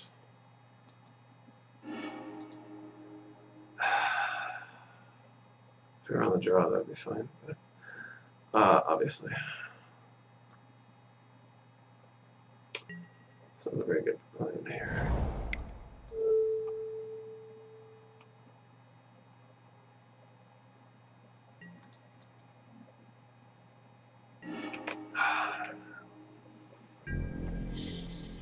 Alright, come on, Forest. I guess Sanctum would be okay. I could at least cast Growth in. I think I'd rather have Forest. Well, I could Wild Growth, they don't play Wasteland. Alright. So maybe I'll do that. But I'll have 3 mana next turn anyway. But if I jump back to the land, I can cast Doomwake if I Wild Growth. I think I'd rather cast in the Chaos first anyway.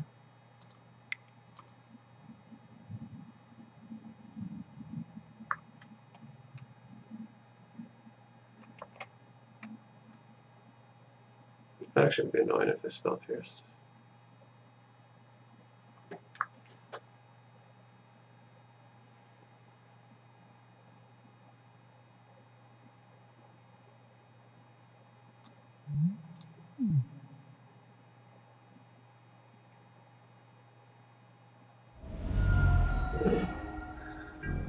Well, that's okay. You know, it's annoying having that not resolved, but we did get a 2-for-1, so even if they ham now, we're even.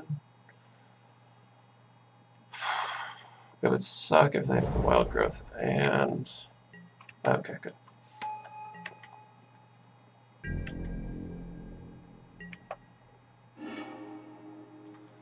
Let's see.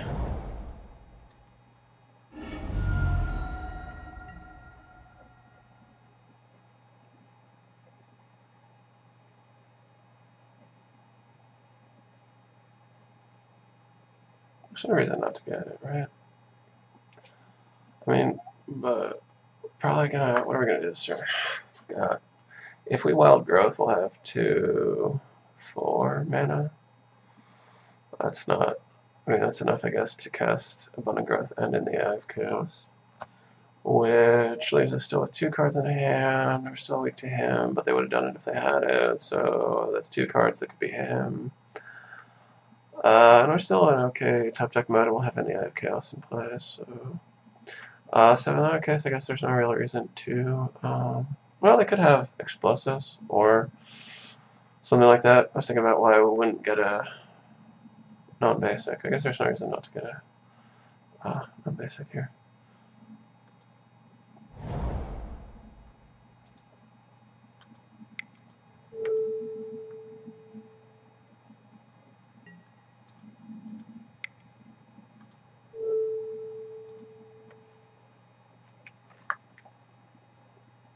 Shit on me, I fucked it up. God damn it, I fucked it up. I forgot to tap for blue. Wow, man, wow. Okay.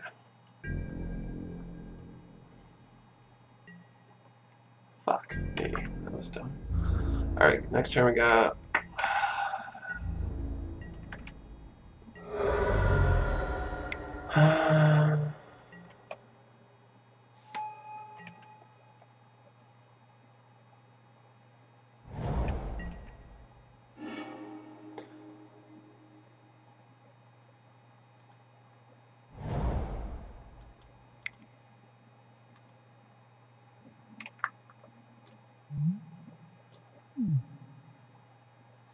this resolves, I can still Doomwake.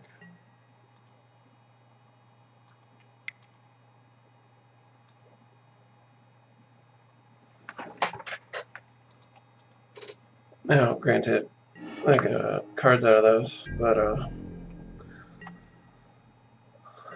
it is hard for them to kill this. They need to Edict, and they need another land, because, okay, well now they can Edict. But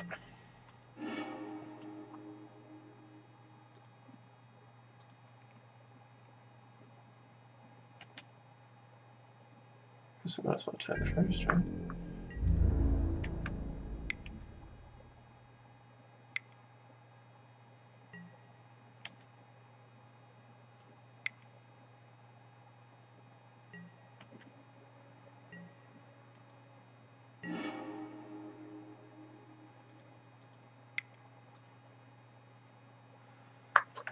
Okay, well, I can't Snapcaster now because I can't force this.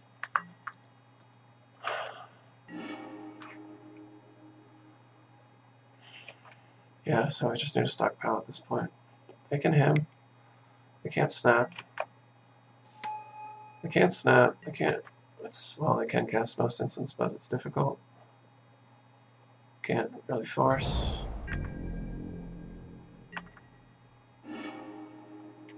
So yeah, I don't have much of a clock.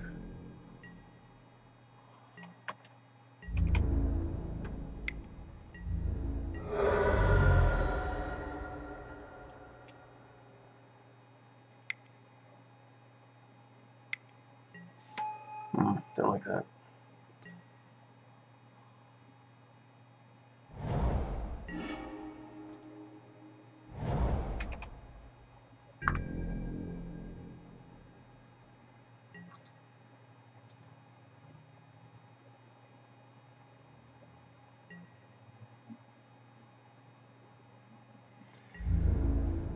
So, like, you know, I'm not gonna engage in, like, whatever. They could be mind gaming me, but there's no reason really not to do this.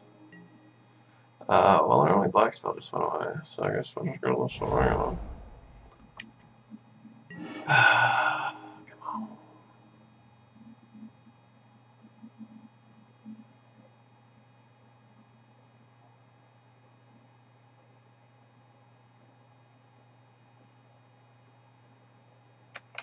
I've got all the mana in the world, it's fine.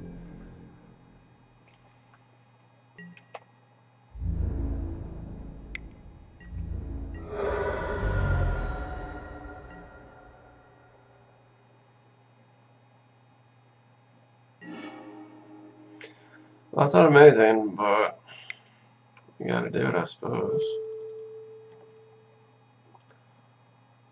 I could force a will if they have a pitch a blue card and pay 5.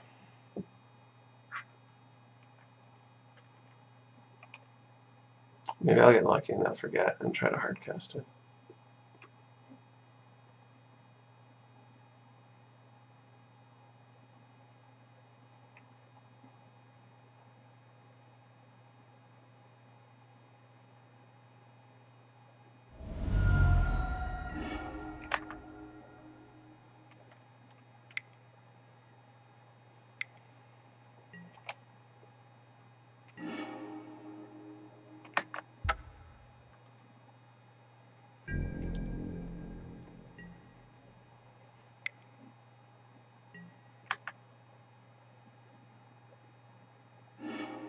It's kind of annoying.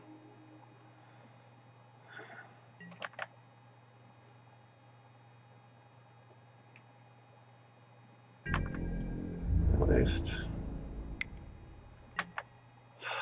they're putting stuff on the bottom instead of on the top. Come on, deck, help me out here.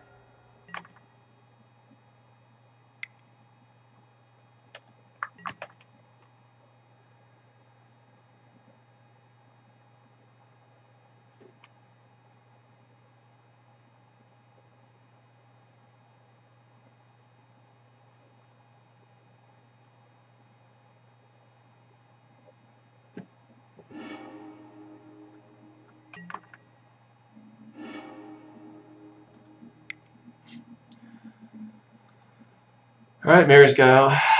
You got a turn.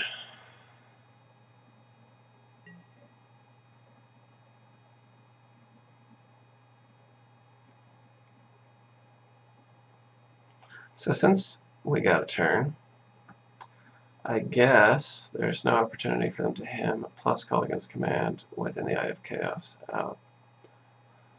So might as well play this here Bayou, I suppose.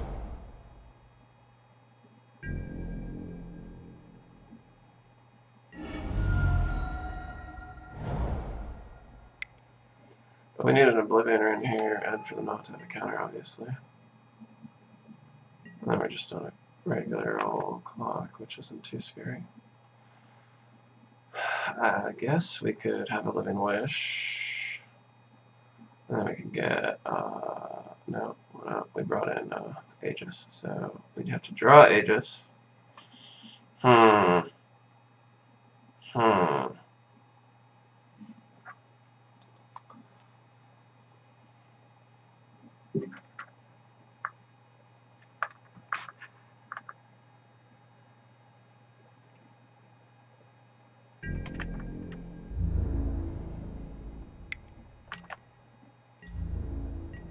So Jace has us dead this turn.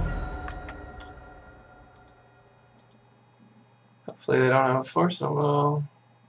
They've gone through 2. That's, I guess, technically an answer. Unless they have a Lightning Bolt. Or,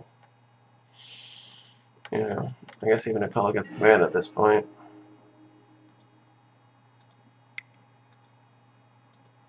Or a Force of Will. A lot of times, actually.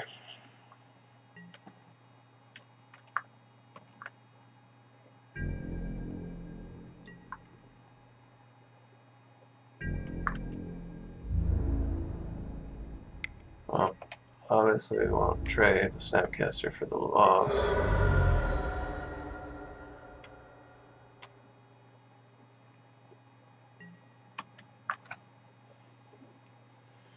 But the top 2 cards were forests, so we need that 3rd card to be something real good. Yeah, you can't hit me.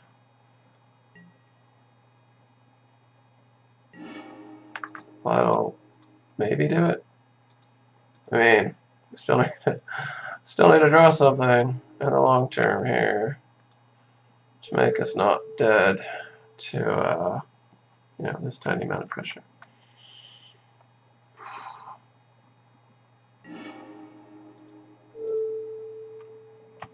But at least we're shutting off their ability to play other Jaces. That's good. I can't play that him, but we're on a 3-turn clock, probably a 2-turn clock. Well, no, they can't both us. That's right. Well, if we're not going to block this turn, I mean, they could have another Snapcaster, I suppose. In which case, we'd be definitely in trouble.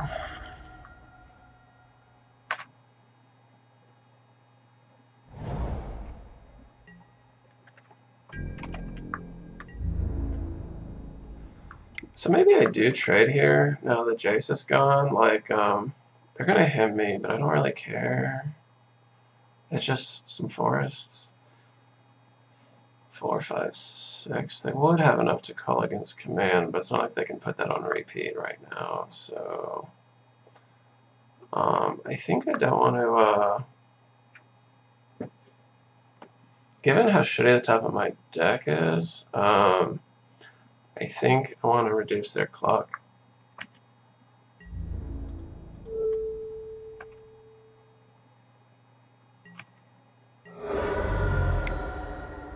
Sure, hey man, okay.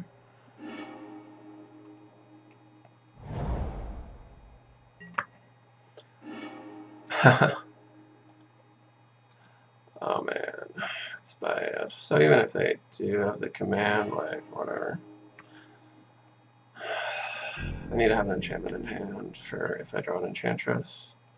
God, my draws are so bad this game. Holy shit.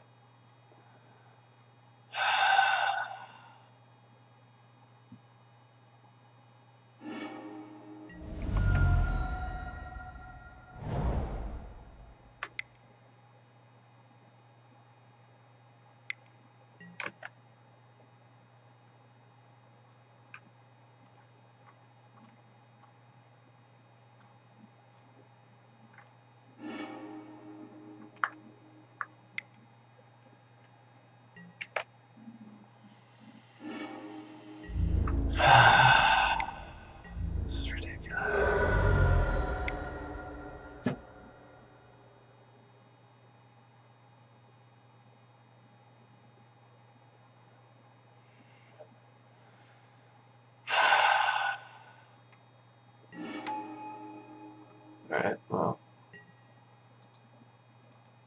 I guess, okay, so Eidolon into Luxackery. Let's go.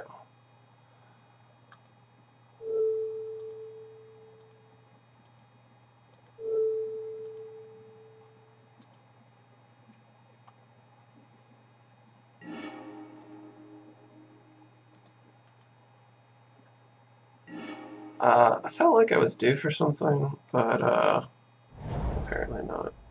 There'd be an argument for holding on to that because of command, but I think I'd like to shuffle because I'm dead, obviously, without a Savage top deck, and I need to chump block the Angler, and I hope they don't have an Edict.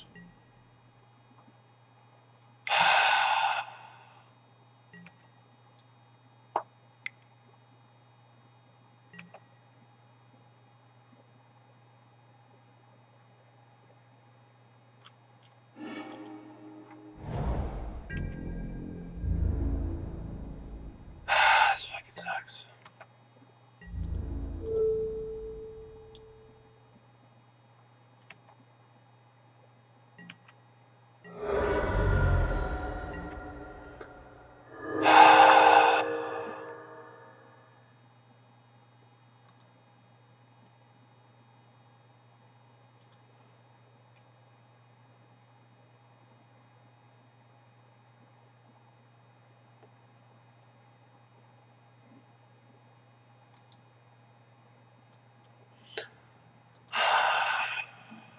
I can buy a turn with a chump.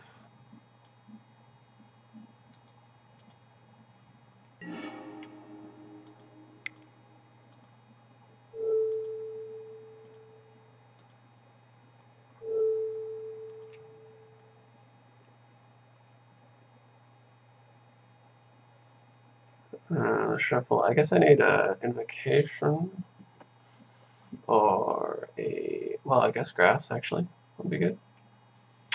From the shuffle.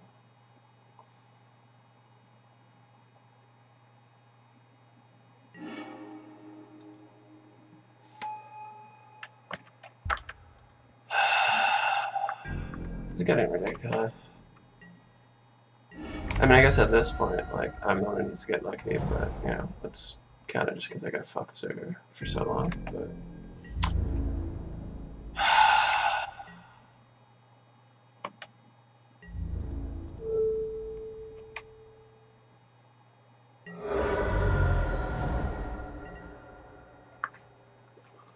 Alright, what does Wish get me? Can I Emrakul? I guess if I can't, I'm dead, huh? I mean, I guess I could Knight of Autumn.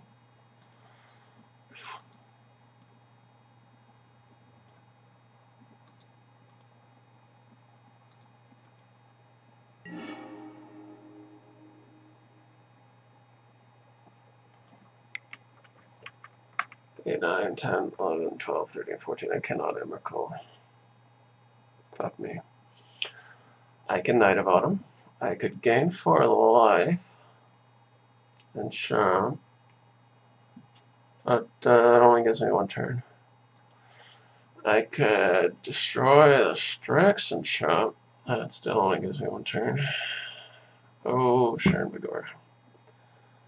Are we sure? Let's double check. 4, 5, 6, 7, 8, 9, 10, 11, 12, 13, 14.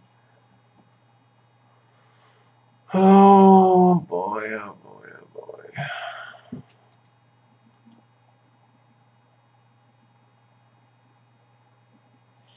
Oh wait, I can just Doomwake Giant. Yeah, I'll do that.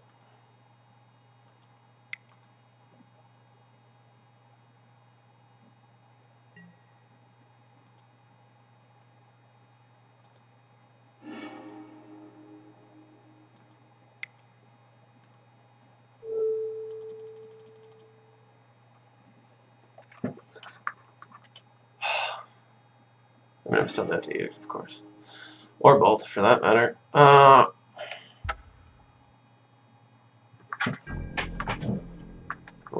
I need to get lucky here.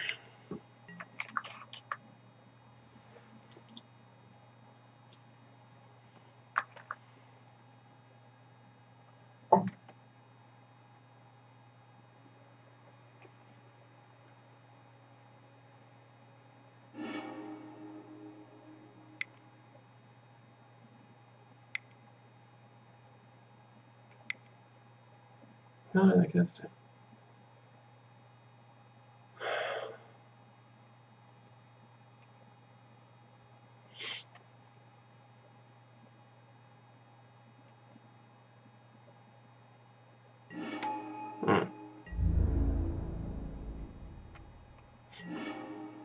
Well, okay, well now I guess I'm dead. Wait, now I can shuffle.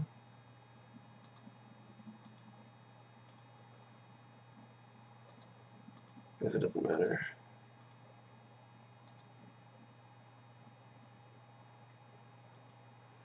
I guess I need a grass or an invocation.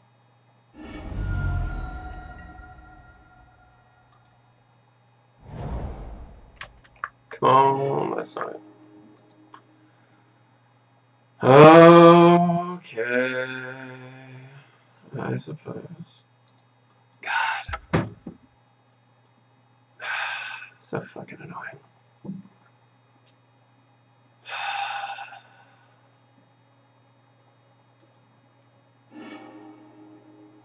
Where are we gonna get there? I mean, that's actually would have bought me a turn, but that would have only been, alright. We got really lucky. Or maybe just that we got really unlucky. We had a mulligan 3 times, and our draws were shit.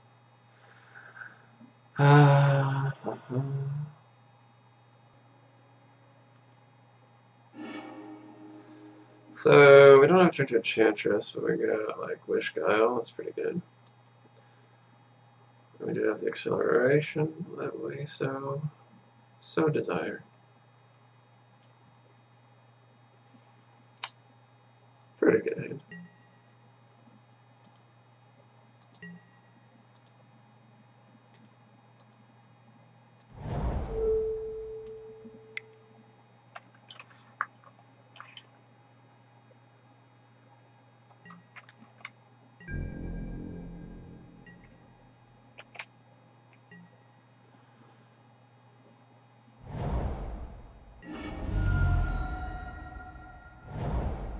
Alright, well, the nice thing about that is it tells you exactly what you're up against.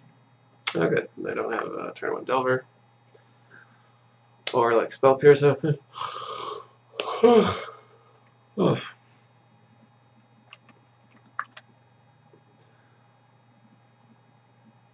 Now, we can Guile and Wish. Doesn't really matter, you can counter, you can force a will either, it's fine. Especially because we got the land, which was like the main concern I was going to have. Let's Wish first. I don't want either to get dazed, but I think I'd rather get the Enchantress in hand.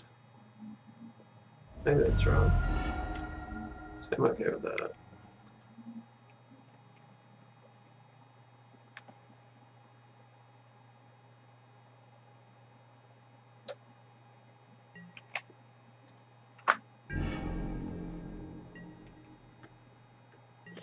So, that's okay. We know they've got 5 cards in hand that aren't a land. We went up a card and up a turn in tempo. Alright, well I guess there goes our Eidolon, so actually maybe now we're in a more vulnerable position.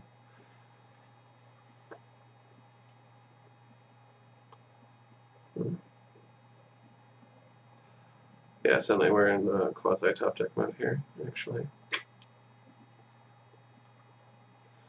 Now, if I draw something off the Abundant Growth, I'll probably walk it in, like I could get dazed, but they're down 2 dazes, so I think interesting. Oh, they've got like Snuff Out or some shit.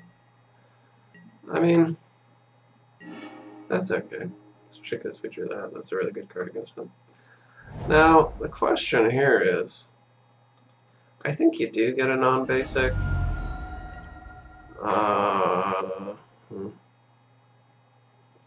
Like, yeah. I don't know, I guess there's an argument that like just keeping grass up as long as possible means forest. But I think I'll get a Savannah. Because Invocation's not worth that much right now. And I'm more okay in the long term with the Savannah being wasted because I have more white sources than any other of the splash colors. They want to let this resolve and just, oh, okay. No, they just have a third daze. Interesting. Well.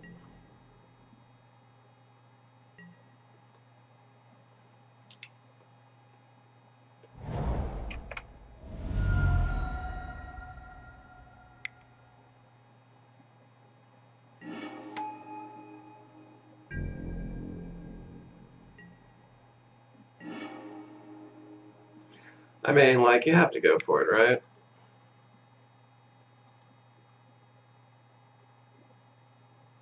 Maybe they've got the fourth daze. Or Force of Will.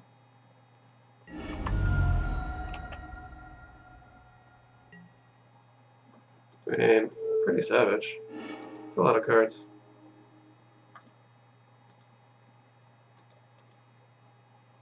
Hopefully I draw a land here.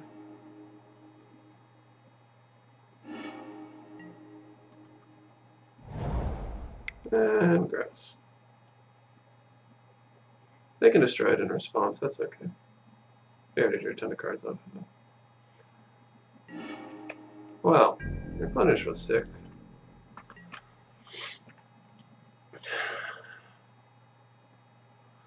I mean, like, mainly I'm playing it again for, like, the Chalice decks. But, you know, sometimes it just, like, randomly destroys, like, permission decks. So, we're pretty, like, well suited against them, just, like, inherently. Guile's probably generally slow, was okay, or would have been okay there. It's certainly worth countering if they can, but, I'd rather,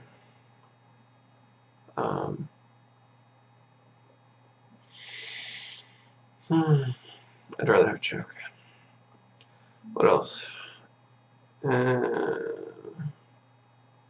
So the other card in the slot would have been Trial of Ambition, which would be good in this matchup.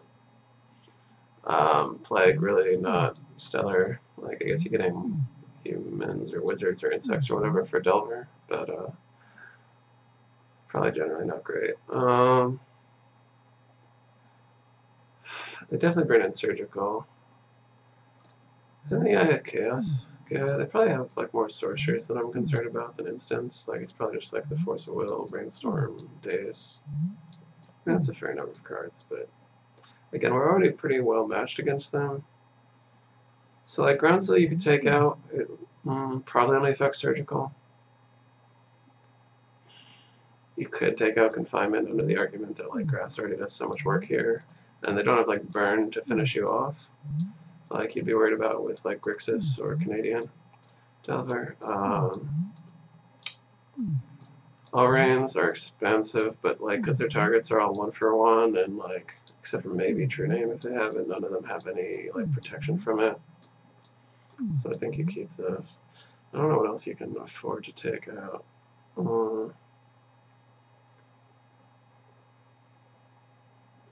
don't know. I guess Ground Seal. Although, yeah, I mean, they have Reanimate. They probably take that out, I would imagine. That's not that good. Well, maybe they don't. It's probably just like Reanimate Street Wraith. It's not like we kill their guys. Alright. I don't know. I don't know what's right here for the second card. Alright, well that's pretty good.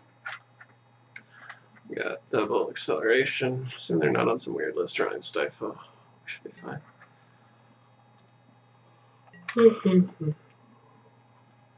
Sucks to lose to Grixis Control. That's like literally our best matchup. Our percentage against them is almost as good as our Reanimator percentage is bad. But I actually won a few Reanimator matches recently, so maybe I was, that's like karma balancing out.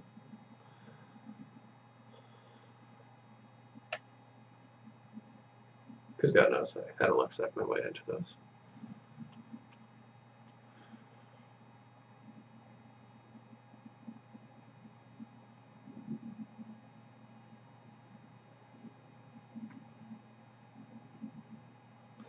And I mean, they beat us the same way, like, we would beat Reanimator, which is, like, you know, our deck kind of beat itself, like, it pretty much, like, just didn't operate anything like it was supposed to.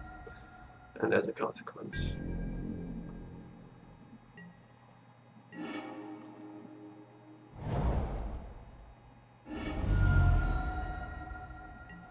So, I think you do name green. It's like if they ham us, well, I don't know. I guess it doesn't matter. Well, it's annoying, but it doesn't change our game plan all that much. So now we're going to Savannah Sprawl on the forest if the Sprawl resolves. We will Argothian. If it eats a Daze or Forest, so be it. We certainly have enough threats that we can like run them into their disruption. I am a little bit more worried about this Sprawl being countered, but like it would have to be a Force of Will, which seems unlikely.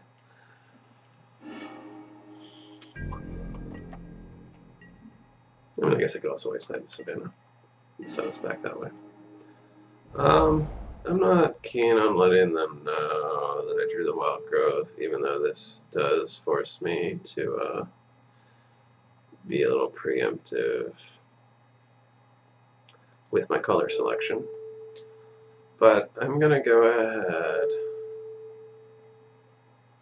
and for the same reason, like, Invocation won't be that stellar here, I've got other stuff to play first, I think I'll go ahead and name white, in case that gets wastelanded.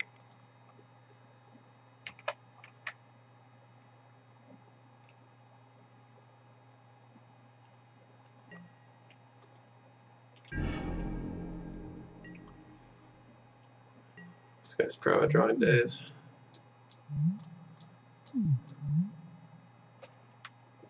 Days is probably like the best card against us, like, you know, Force of Will, we get the card advantage. Days, like, the tempo doesn't matter too much, because, like, all their stuff's 1 mana, yeah, they're gonna go for the wasteland. That's alright. We don't draw a land here, I guess we live much for Karakas, and dare them to have another one. Or we could just,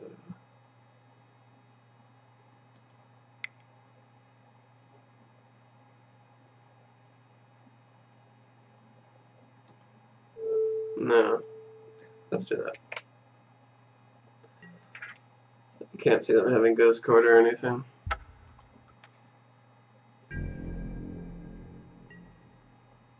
Maybe I should have gone for the Sprawl, maybe in blue. Well, they don't have any mana open. I don't know. I was thinking, like, I'd probably rather do that, because if they do have a Force for the presence, or, well, discard, then, if you use my other threat, and if I just top deck lands at this point, which is possible since I haven't drawn too many before now, I'm just dead. So, do they have the 3rd fucking days? I guess we'll find out. Alright.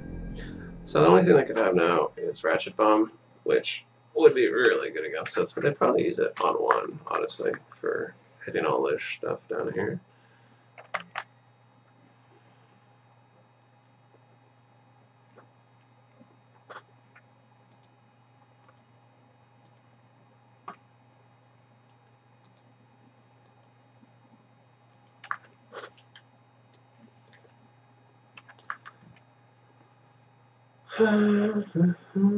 So we obviously are on a 4-turn clock, but that probably hits the wish. I don't know. Maybe they would rather hit the enchantment. Like, Sprawl actually might be a good choice, because then I shut off 2 of my colors. No.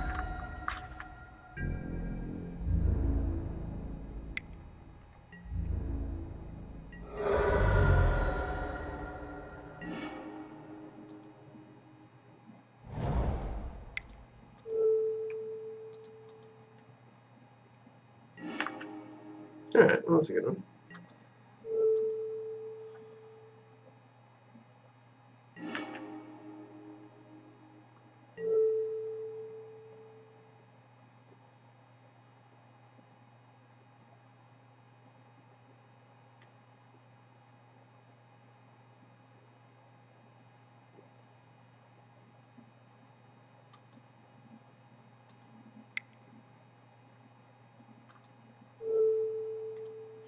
I guess I'd rather not have the confinement taste.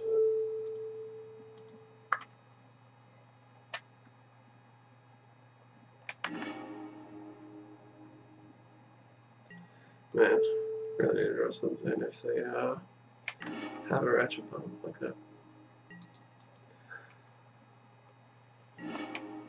Alright, well, next turn we'll have plenty of mana. Whether to sustain the confinement. Probably not. Like, I mean, it bought us a turn, they didn't get to dislike him this turn. So, like, we should probably be fine, actually. Like, and we are 14, so, like, just buying a turn is alright. Do we care about Spellbomb? Oh, they brought it in because they got blown up by Replenish. Do we care about that? I mean, like, we've only got the one Replenish. I mean, we can, like, Confinement stops it because it says target player.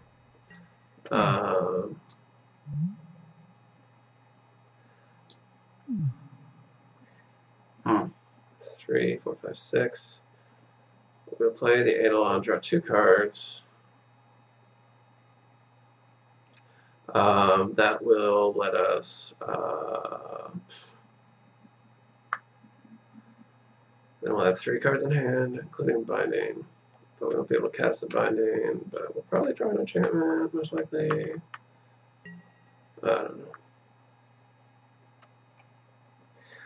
I think we can just let it go, honestly. They've only got 2 cards in hand.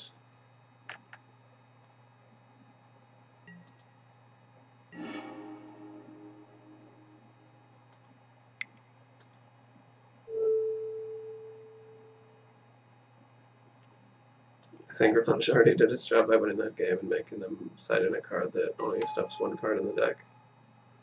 You know, not really like breaking the bank here.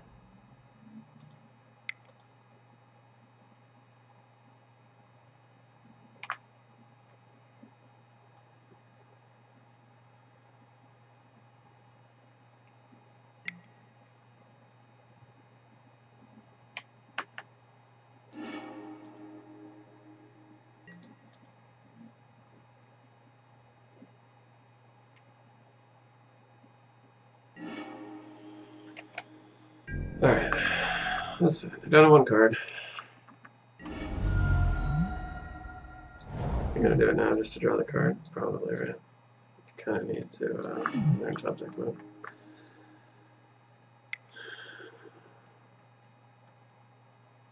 It's fine. We can take 5 on the chin. That really doesn't matter. I don't think. Maybe, like, somehow I'm gonna regret the confinement, but also means surgical doesn't do anything, which, again, they probably brought it in. Most likely. So, it's probably annoying because I think I wanted to keep the Doomwake, but, alright.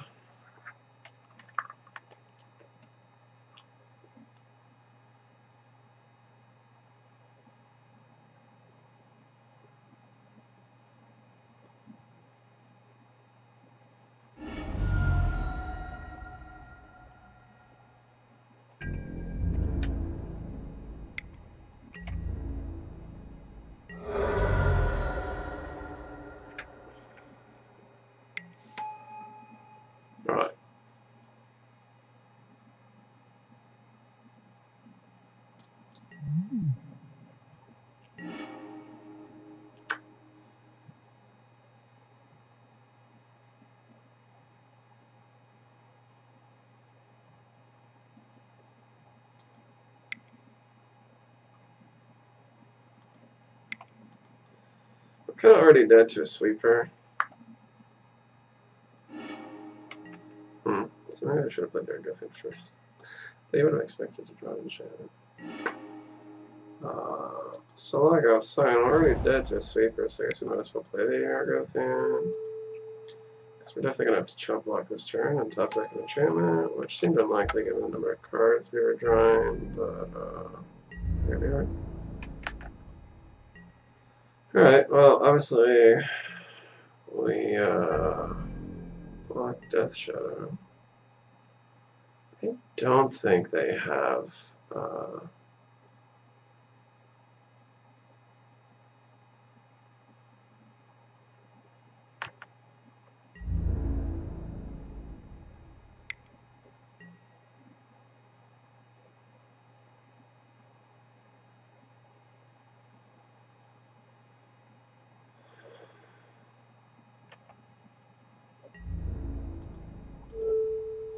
guess, like, because they can't cast Marsh Casualties for -2, so let's keep the Eidolon, I suppose. Alright, there we go. Come on. Come on, deck. Help us out. There we go.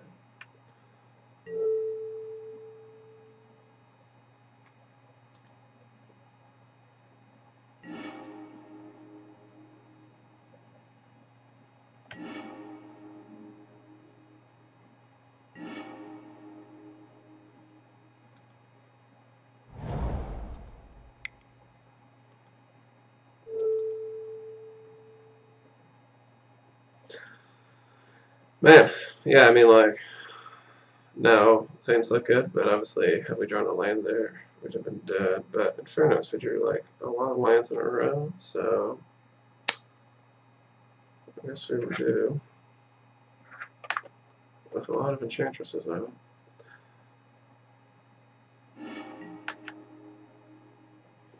So since we already have the, maybe I just want to do presence. Actually, maybe we should run a wild growth. Maybe.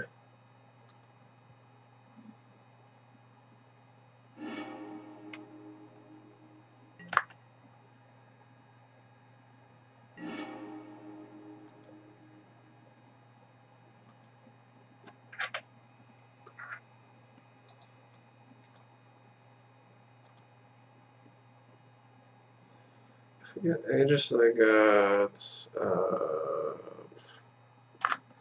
I mean, they could run explosives, I suppose, right? Then I can shrimp block if we really need to.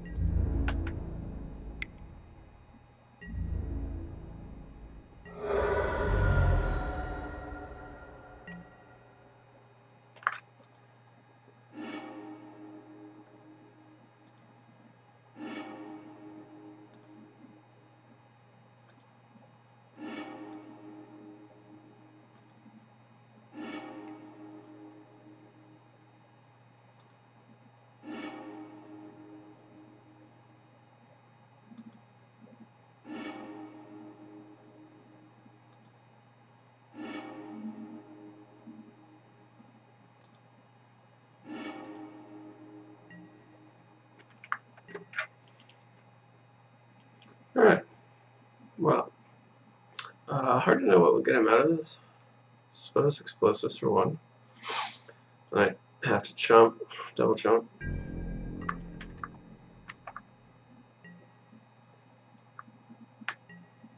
But I mean, generally they're unrich because they're only in 2 colors. So.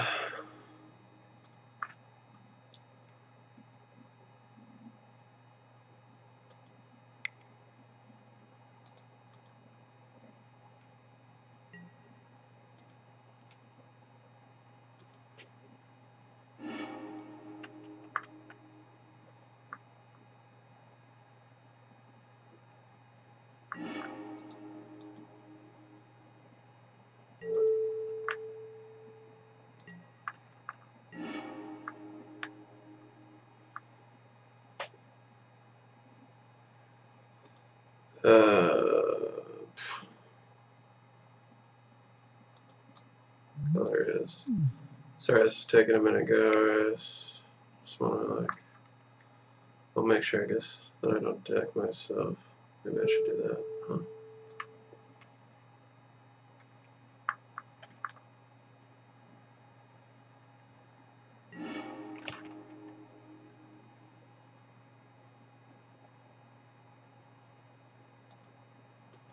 I guess I actually just have him dead, right?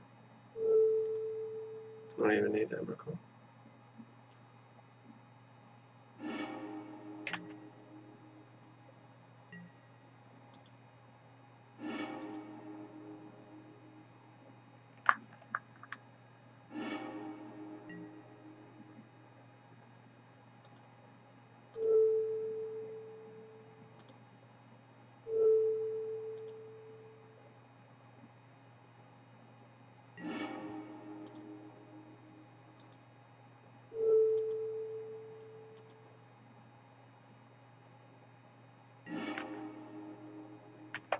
Alright, well, let's do this and see if he has anything to save them, or they have anything to save them.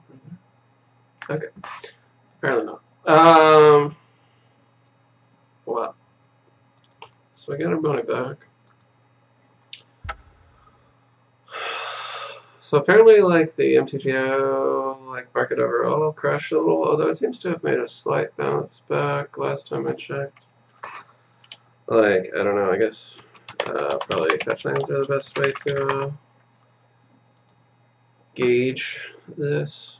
No, not the fucking expeditions. Regular. A regular fucking rainforest for regular fucking people. Yeah, so like, you know, we got a plummet and then it's back up ish. That's where it was. I don't know how much of this really is just being off season, because I remember like last year when I like first bought back into Enchantress after a few years off, things were like half of what they were like a few months later. Part of that was people fucking with reserve list stuff, but like I think there is a seasonality. I don't know if that like if you can like prove that over time. Why does it only give me like a year? Huh? No, it doesn't. It gives me. So like,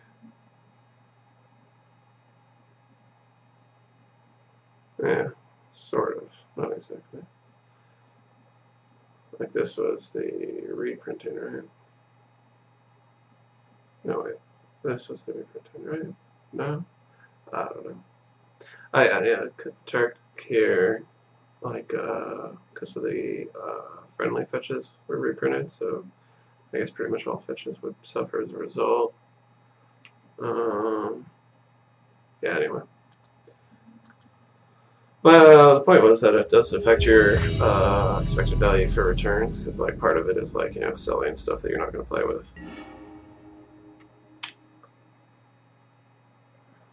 Alright, we're super dead to Chalice for one.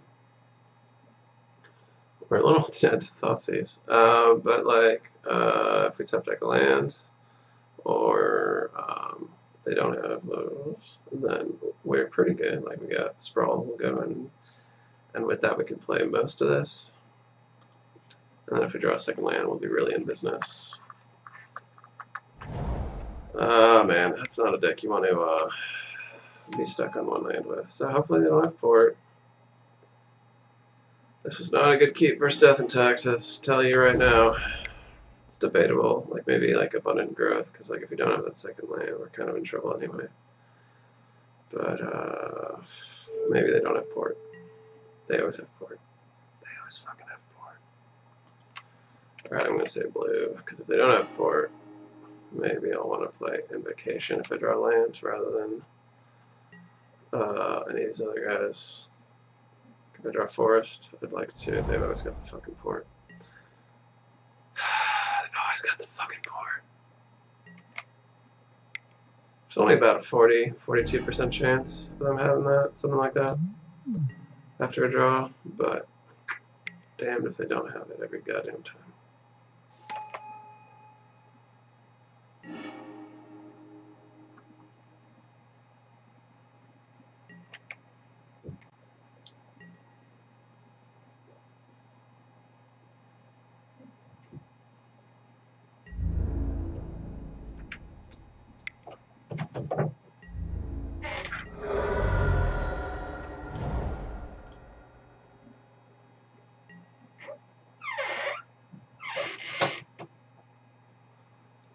fucking land. Come on, deck. Might use motherfuckers, tell you too. That ain't the goddamn way. Alright, well, I guess I discard Doomwake, because I don't see that happening anytime soon, although I do really need Doomwake. Oh, wow. Alright, well, whenever I lose, it's really lost. I guess Ground Seal, I just don't see myself casting that.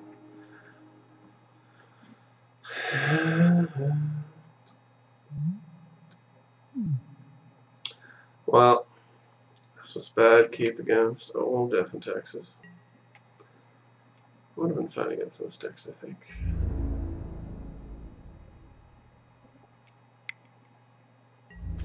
Probably still would have been fine here if they hadn't had the port. And they have double port. Just like, alright, I guess, right? Why didn't they do that? Oh, because the port. Yeah.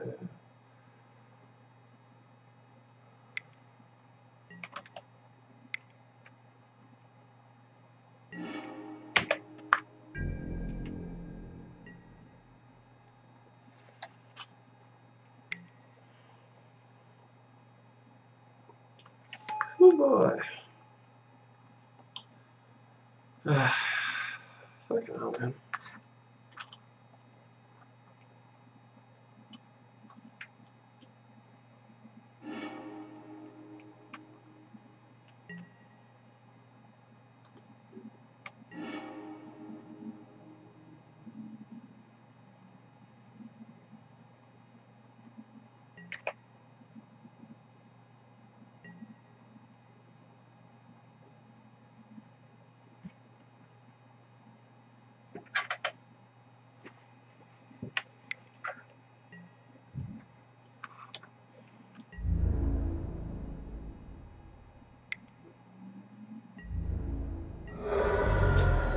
I'm actually just dead this turn because I can put in the Crusader and the Clip G2 next turn. Ugh. Alright. So we should come out against them because they're rather mana intensive and weak to Thalia. Definitely going to want all of these guys. Ground Seals don't do anything here. Although they are invocations that don't get killed by Flicker Wisp, unlike Abundant Growth. Maybe I can cut one Abundant Growth. Do need the mana fixing them. Alright, we can cut one, I guess. Plague needs to come in, obviously. Do my Seal of Primordium. We'll just do it like this. Let's put in what we want to bring in first.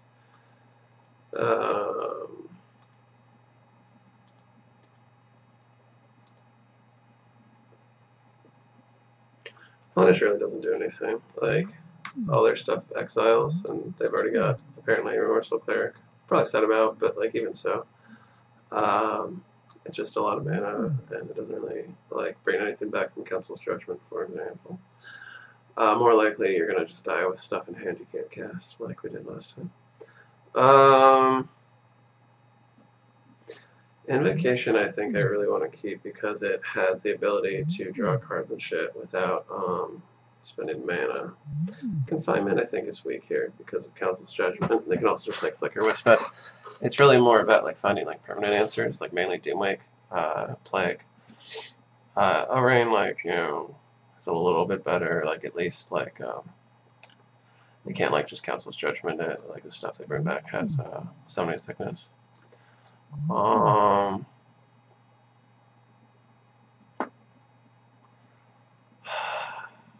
think one presence can go. Like, Council's Judgment is the only thing that actually removes Enchantress effects. I've still got 10 plus Invocation. I think that's plenty. And it's affected by Thalia. Back to basics. I don't know if you want to bring this in. Obviously, like, it would be against Port, but we've, especially with Karakas now, we've got 6 non-basics of our own.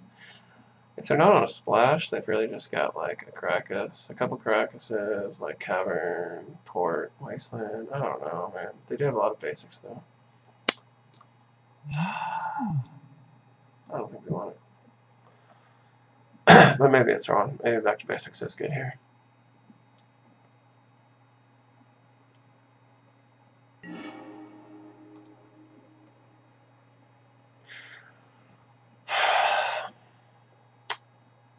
I think we keep this because we've got double acceleration. We can overend their Guile.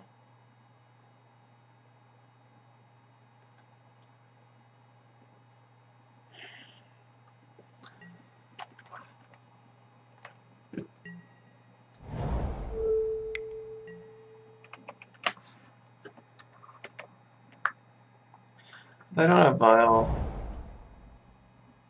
Then I think we actually just distribute like so.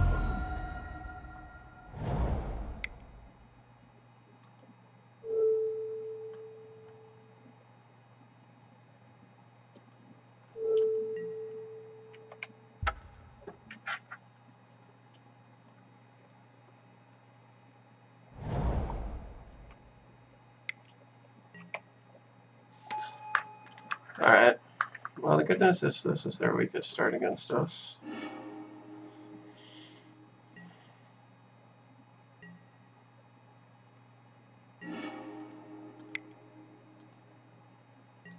Hopefully it's a land. Alright, there we go. So I think I'm gonna put it on. Really? Well, if they had the port, they probably would have done it, right? But I don't know if it's true. I don't necessarily want to give them like 2 for 1 on the wasteland, but I don't want to give them like. Well, at this point, I guess I'm okay with them porting. I still have mana and stuff to do with it.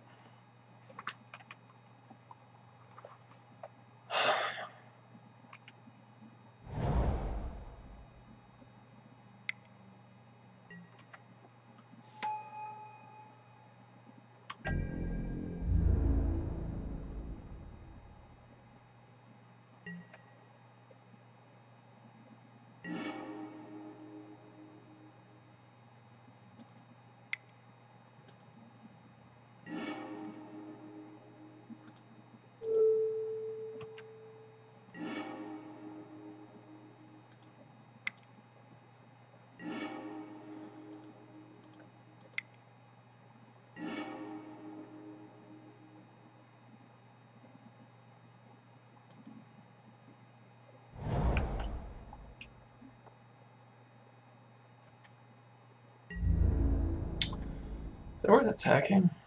I mean, I don't really care if they spend 2 mana. Yeah, might matter.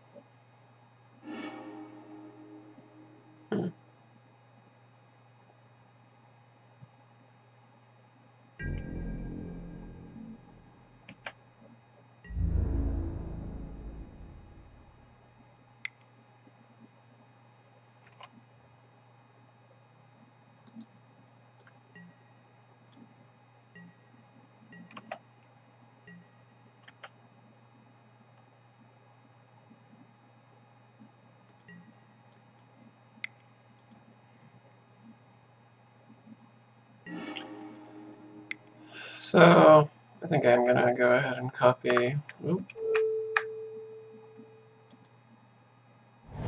Copy Eidolon.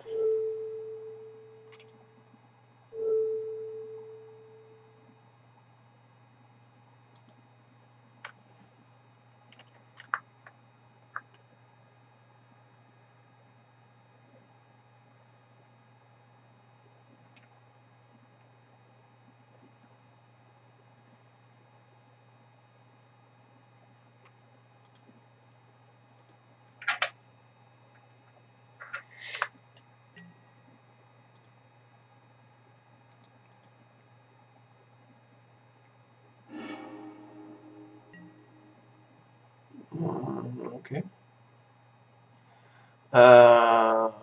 Interesting.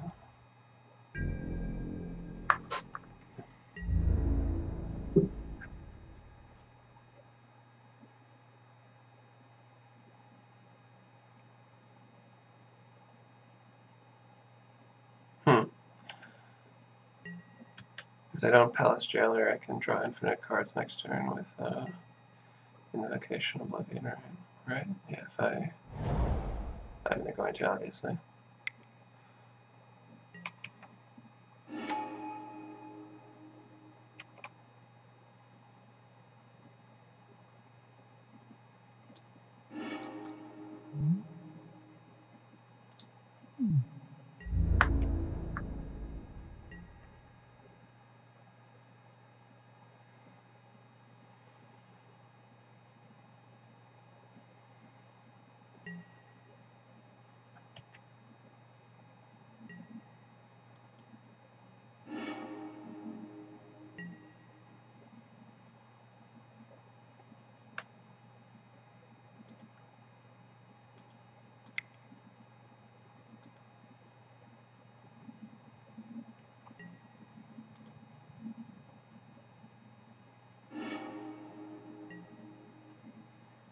I think I meant to copy that ring.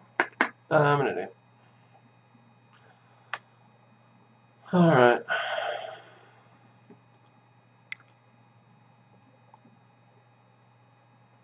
Yeah, I definitely meant to copy that ring. I got distracted by the presence.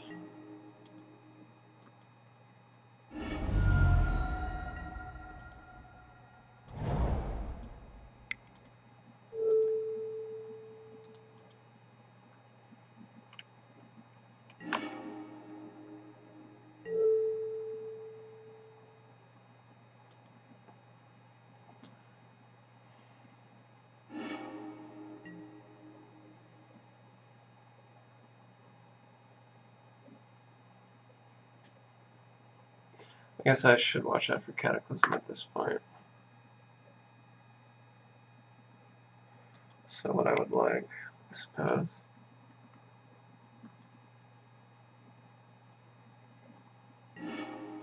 is to draw cards.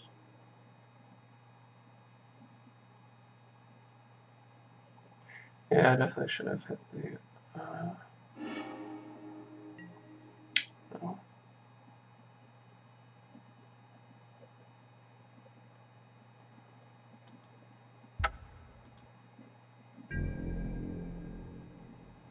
Without Replenish or Emrakul, I need to not like deck myself too hard in case of a Cataclysm here.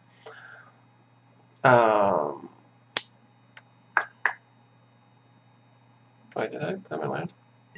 No, that would be foolish. So what I really need here is the Doomwake, probably all these lands. A couple Enchantress. I probably don't need the Ground Seal or the Abundant Growth.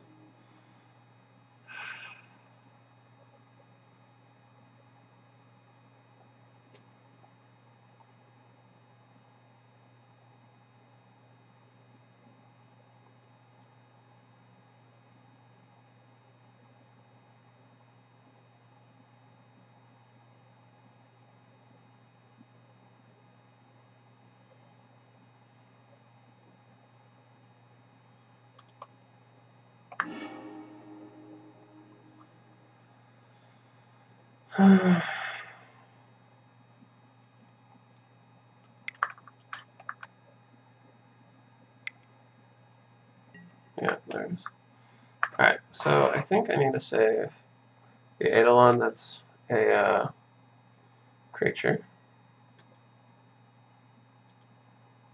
And, I mean, they could have wastelands, but I got other lands in hand. I think I would like to keep my Bayou.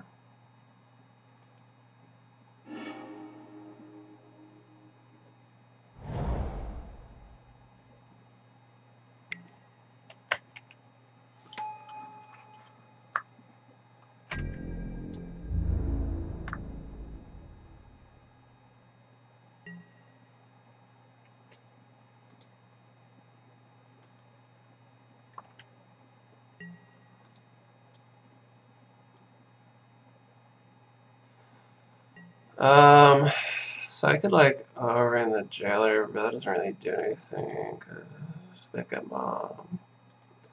I think I'd like to keep this if at all possible. I can do this. Next turn I'll be able to Doomwake if they don't have Wasteland.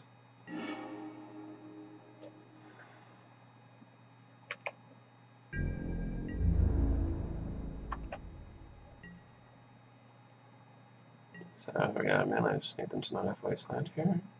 I guess Port would also be bad.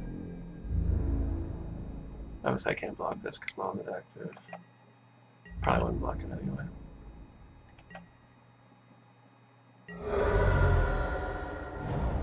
Port's annoying. Not gonna lie.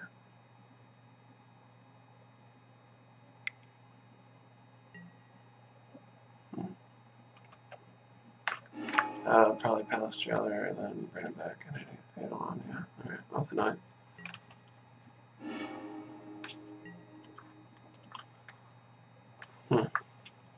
Well, it also does prevent me from... I guess I need to tap back a Wild Growth here. Maybe I shouldn't have discarded this. Probably should have kept one of those instead of a land. Wait, did I discard those, or were those just destroyed? I don't know, I guess Cataclysm would be an argument for Replenish, but I feel like it's just generally not great. Alright, so that was a good top deck. Now we can Doomwake. How to go about that?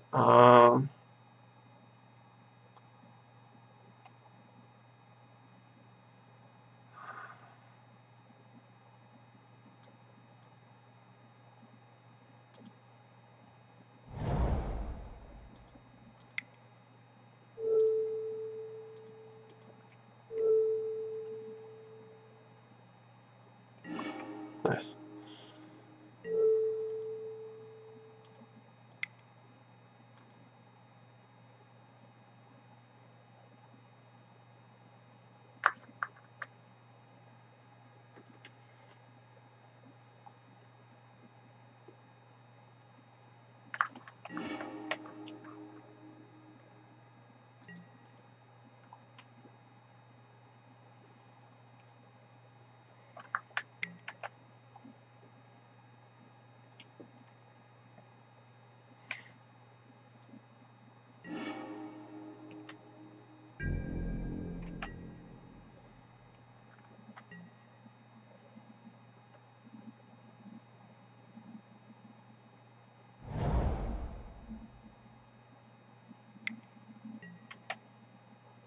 There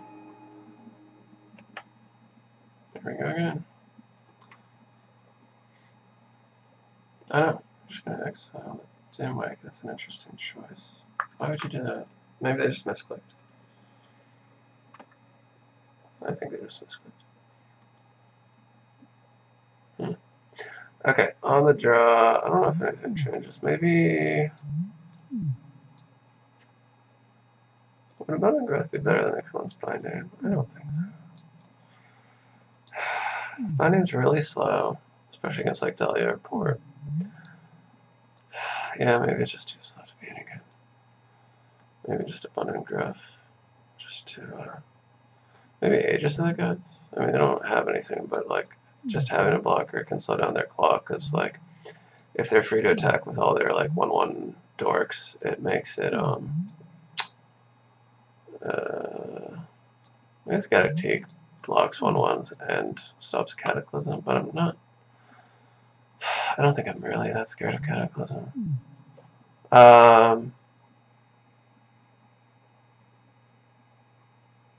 What did I just take out? Binding? Maybe I do want back to distance. They do run a lot of basic lands. So.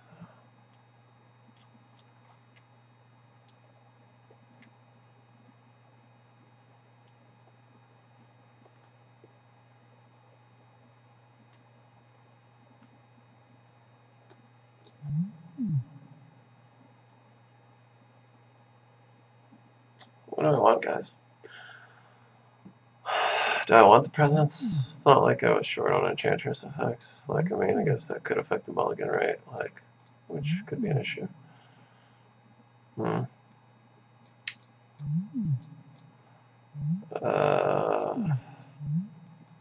maybe we can just try back to basics and see how it is.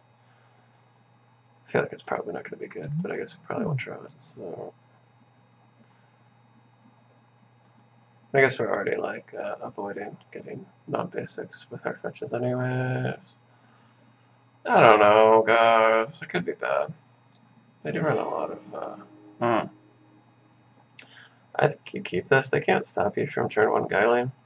And then you're, like, fairly safe on your land drops, in theory. In theory. No, you should be, but, of course that depends. And then your Sanctum makes mana. And you can, if they don't have a port, you can Argothian, which they generally wouldn't port like just a force by itself unless their hand's really bad. And she can't be slowed down by Thalia. They didn't maul, that's pretty favorable. Okay, that's a good draw. So, like, it's a shuffle. Which is good. It's also another land that can't be wastelanded.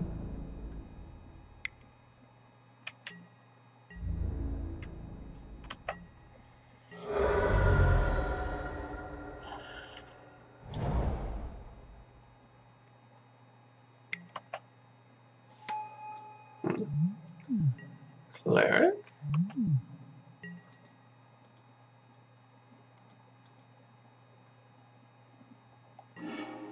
Oh man, look at that beautiful top of the deck. What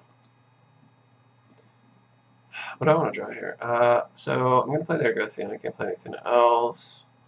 I don't want to shuffle a deck. It's kind of okay if they wasteland. We've got a lot of land drops. I don't want to like get rid of all these lands on top of the deck. So I think we know that we definitely want to hide you. And I guess we'd rather the Savannah get wastelanded than the Sanctum. Sanctum can like let you like burst out of like mana pressure.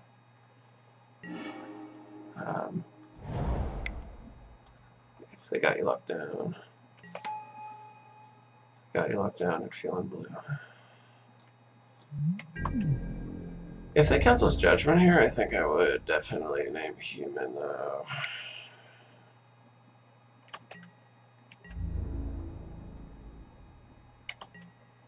Why not go?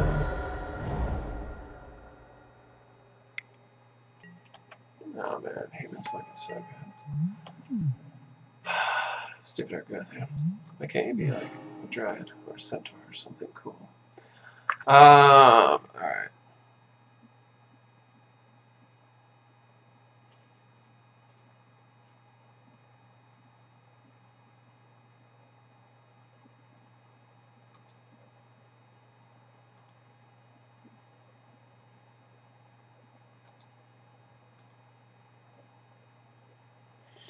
I need to do some math here. The order I think is important. So we like play a land. We could sprawl the forest.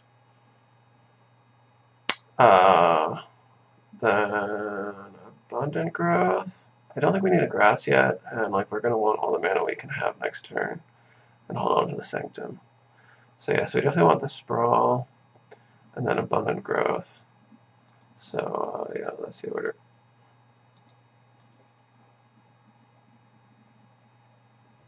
Oh shit, we have to Sanctum then. Fetch. Okay, well hopefully they don't have Wasteland.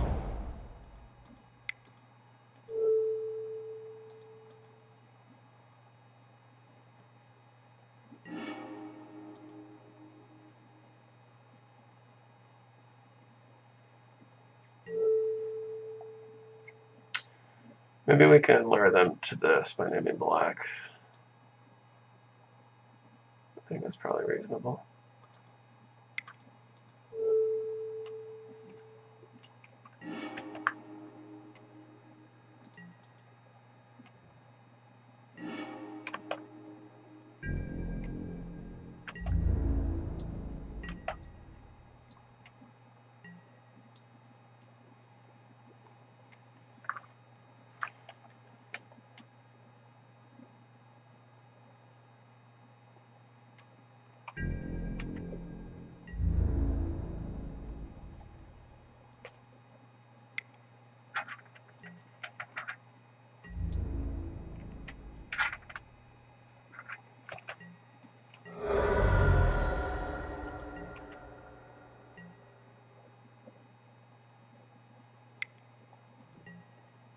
Okay. That's fine. I think we can still Doomwake, right? Especially because Doomwake isn't affected by Dahlia.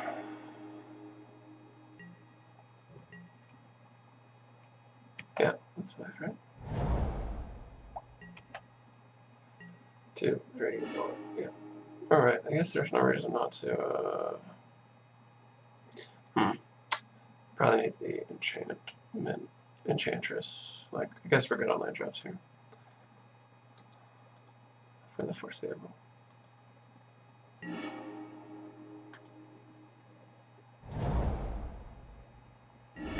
And we're already weak to Wasteland. It's not like they run fucking back to basics or nothing. So, what do we want? I guess the Bayou. 2, 3, 4, 5. Our old pal Doomwake, clearing the board. Coming to the party. That should probably... I don't want to be too cocky. Cataclysm could fuck us up a bit. We would name creature. I think I might want the Guile, actually. Over, like, so this can be either creature or enchantment. I guess there's no point in speculating too much about this.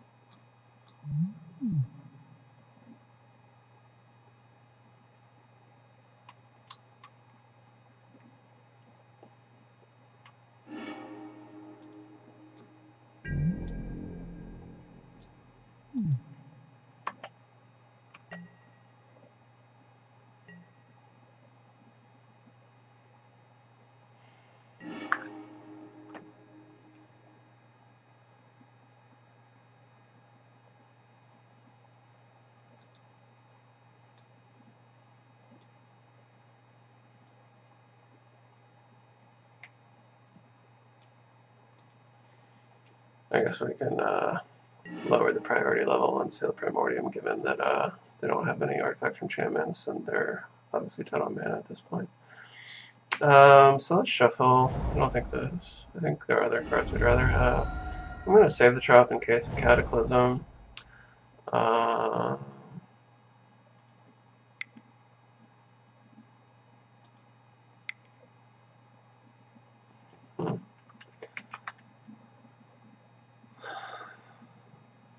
can't use all my green mana here, so I guess I gotta pop the Sanctum early.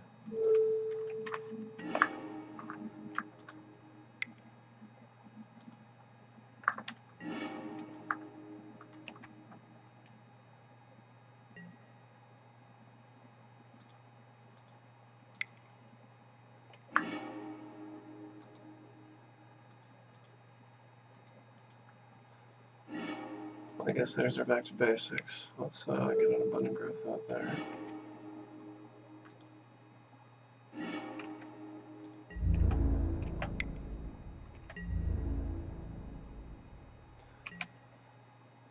So we're gonna lose this to Relic Mortar, which I guess we can Engineered Plague.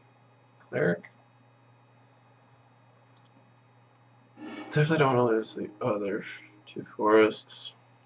I guess we need the Zenith. We probably don't need Eidolon. Doesn't look like we need grass right now. Guess we can just keep the one sprawl as opposed to sprawl plus growth. Sure.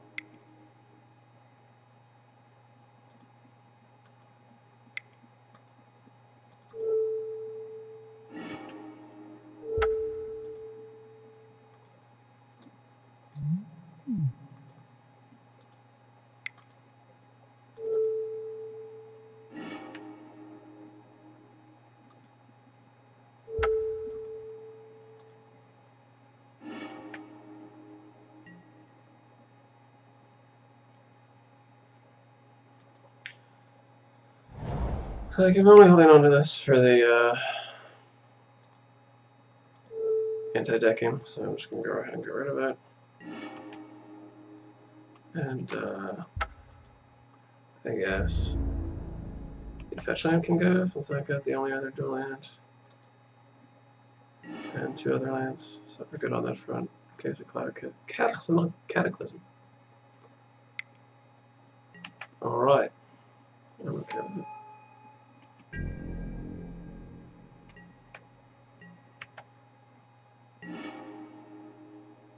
I should have done that in the other order. Oh well.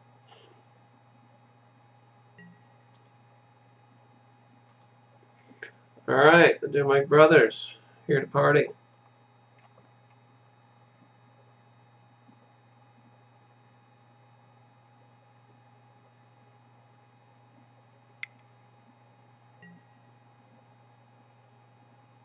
Sure.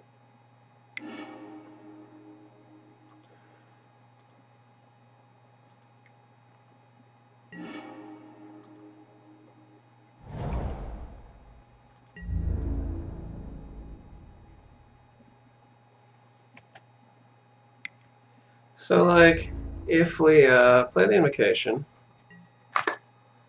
and they draw Cataclysm, one of them will have to die, but only one. And if they don't, we win this turn, so we might as well, I suppose, huh?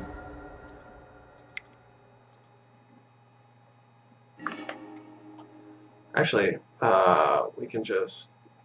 Yeah, we can actually just back to basics here, and prevent them from being able to cast. It doesn't matter to us, right? It just eliminates their many notes,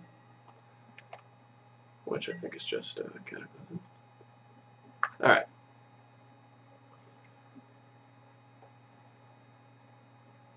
Alright, guys. So, 4-1, like, I really feel like that should have been a foul row, but I guess, you know, we had good parents, so, yeah, trade-off in luck. Invocation, I thought, did really well, which, like, I'm not surprised about. Like, playing it in paper has really, like, sold me on its... Oh, that's cool. Is that worth anything? Dark Depths. Are you worth anything?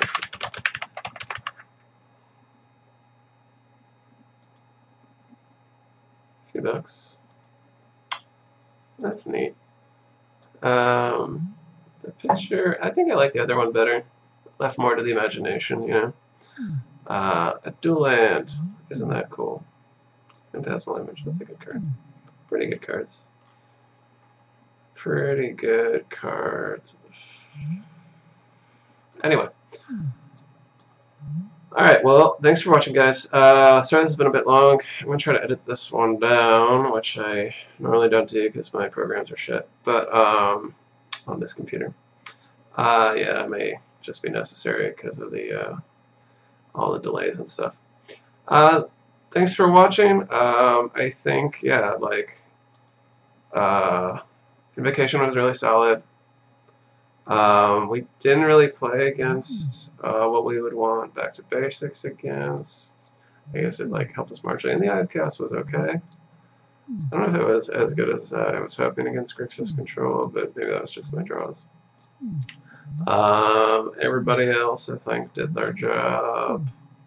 Mirri's Guile is good. Like I said, I think as a one-off, it's good. I think beyond that, you're losing some. You get diminishing returns from the second one.